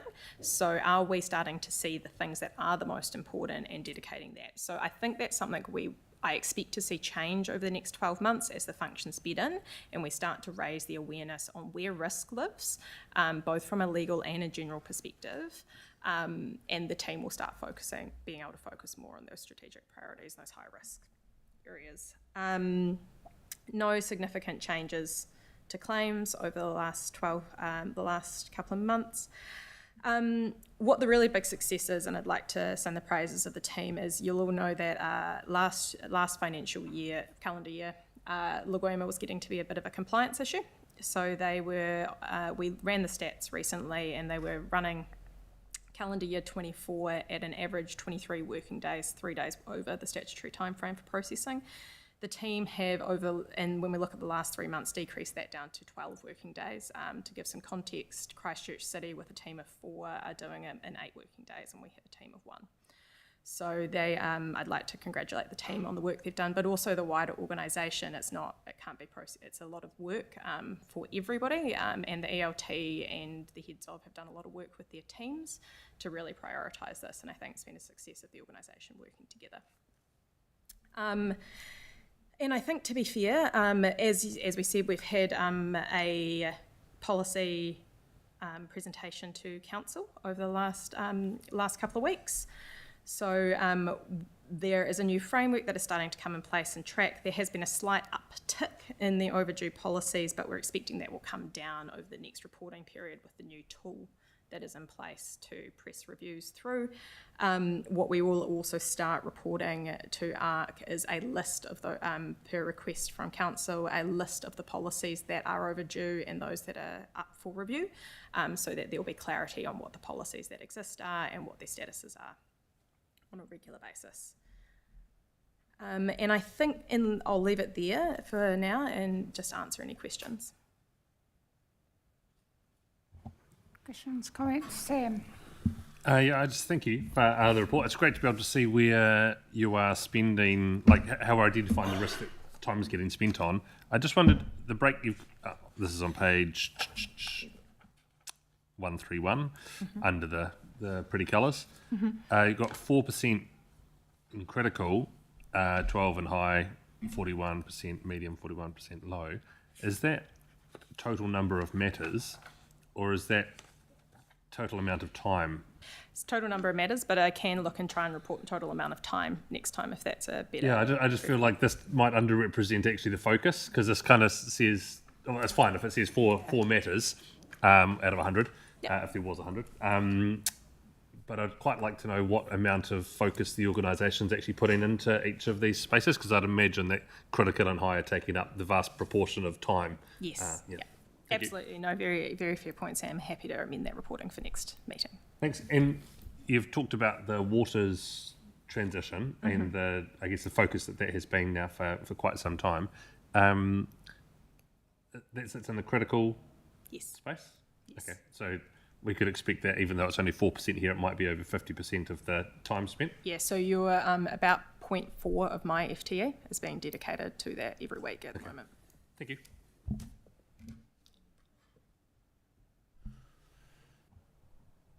Bruce.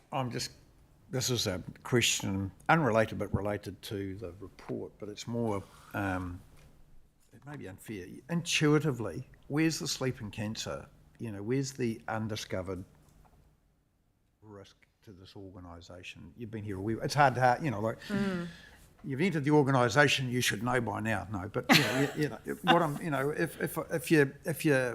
if you had the opportunity to lie awake at night and think what is going to keep me awake a little bit from a intuitive perspective around SDC that I think that's going to become more relevant. I'm starting to see it now through the MERC. I think it's every maturing organisation. Alison, please, if you've got comments, please comment as well. I think contract management for me is probably the thing. We're starting to grow our maturity in it. Certainly, even over the last 8 months, I've seen more of a focus in that space. But and Alison's got some grand plans. But I think that's probably the key area, particularly as we look to kind of try and the whole world looks to try and stretch each dollar further and get value. Yeah. And 5 years' time, Is it going to be the same, or do you see the shifting landscape of business creating? I personally can see employment law going to be, we're going to be heavily active in that area as people start to change. You can almost see like constructive, people taking a position in relation to the organisation, and you being inundated with employment law conversations through your group around what we did, how we did it, and why we did it, and that sort of thing. I think for local government to look at the areas, I think contract management and procurement are always going to be your key critical areas on efficiency of public spend and your risk areas. I think what you're going to start, it's hard to predict, I think, the 5-year future for local government when we look at the central government landscape and reform for change, because what will local government look like in 5 years? I think it's a bit up in the air at the moment, so it's hard. You'll have, as you say, you're going to have more employment issues, particularly if you write off personal grievances for anyone over 180k. You're going to have a different nature. Those are going to exist across industry. For local government specifically, I think it's really going to come down to where this and the next lot of central government land on their reforms and the role of local government. There's always a risk, isn't there, around the fact, when it's a risk, there's an opportunity for central government, and a risk to local government is the loss of autonomy as AI takes more and more control of what can be done across the board. So there could potentially be a policy change in the wind we're even unaware of around what we will and won't be allowed to do, or what we will concede because it can be conceded in relation to AI processing. So we think it could go on here, it actually could go on there, somewhere else. And that creates all sorts of issues in relation to what it would have to be some form of legal arrangement is for that to occur.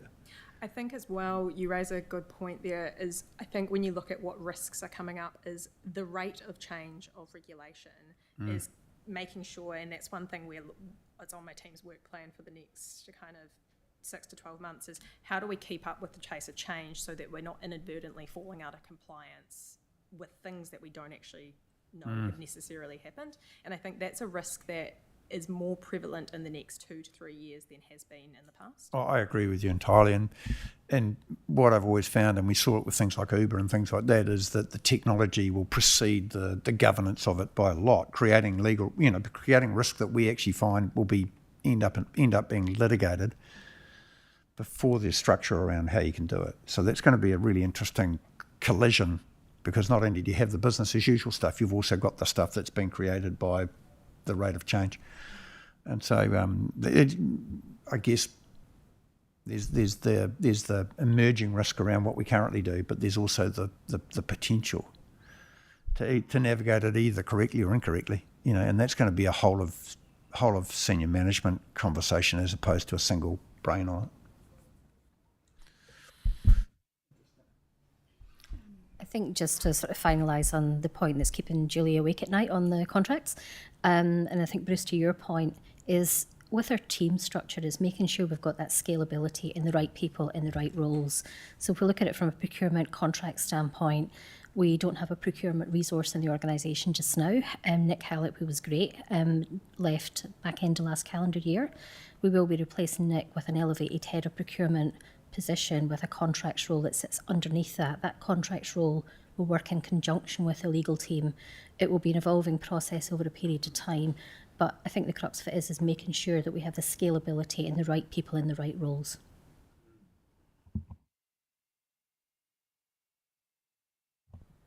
Kapai, thank you. Just one comment from me, and it kind of links back to the legal/risk report as well, is that what I have seen just in the last couple of weeks, which this organisation was doing, which I thought was really good, and they're not so much the strategic risk space. So, good strategic risk is, what are our objectives in our long-term plan? What do we, our SOI, and linking them back and aligning. But they actually had a group made out of SLT that was purely, I think, on a either 6-monthly or quarterly basis, called Horizon Scanning. So what are those things that are coming? And purely looking at external risk. So not what we're doing and we're about. Your strategic level risk will capture that, but 6-monthly ELT in a room, and just kind of constantly looking at global themes. The World Economic Forum kind of puts out risk data, Marsh puts out risk data, but externally what, and they called it a horizon, I mean another committee for another committee, but it was actually an established committee, little terms of reference, met twice a year with the purely goal of scanning for the future on what's coming that we need to be prepared about. Kapai, thank you. So nothing else from me. If I have someone please move the legal update report. Thank you, Sam. Seconder, Bruce. All those in favour? And PX, I know we have lost Councillor Dean, but I should have said it in the chairperson's update. I just wanted to take this moment to thank Phil for his contribution on the Audit and Risk Committee, because this is his last Audit and Risk Committee, I believe. So unfortunately, I'm 2 hours too late in saying this, but yeah, thanks to Phil for his contribution, his effort in asking some. When I kind of reflected on this in the last couple of days, but his ability to ask really good questions, sometimes hard questions, and sometimes like just very obvious questions. So I just wanted to thank him for his contribution and wish him luck in his future endeavours back in the kind of corporate world of a job I hear that he's enjoying. So this will be his last Audit and Risk Committee. So just note the thanks from the committee for his contribution. It'd be great. And then if I can have someone please move us into PX. Thank you, Sam. Seconder? Nicole. All those in favour? Aye.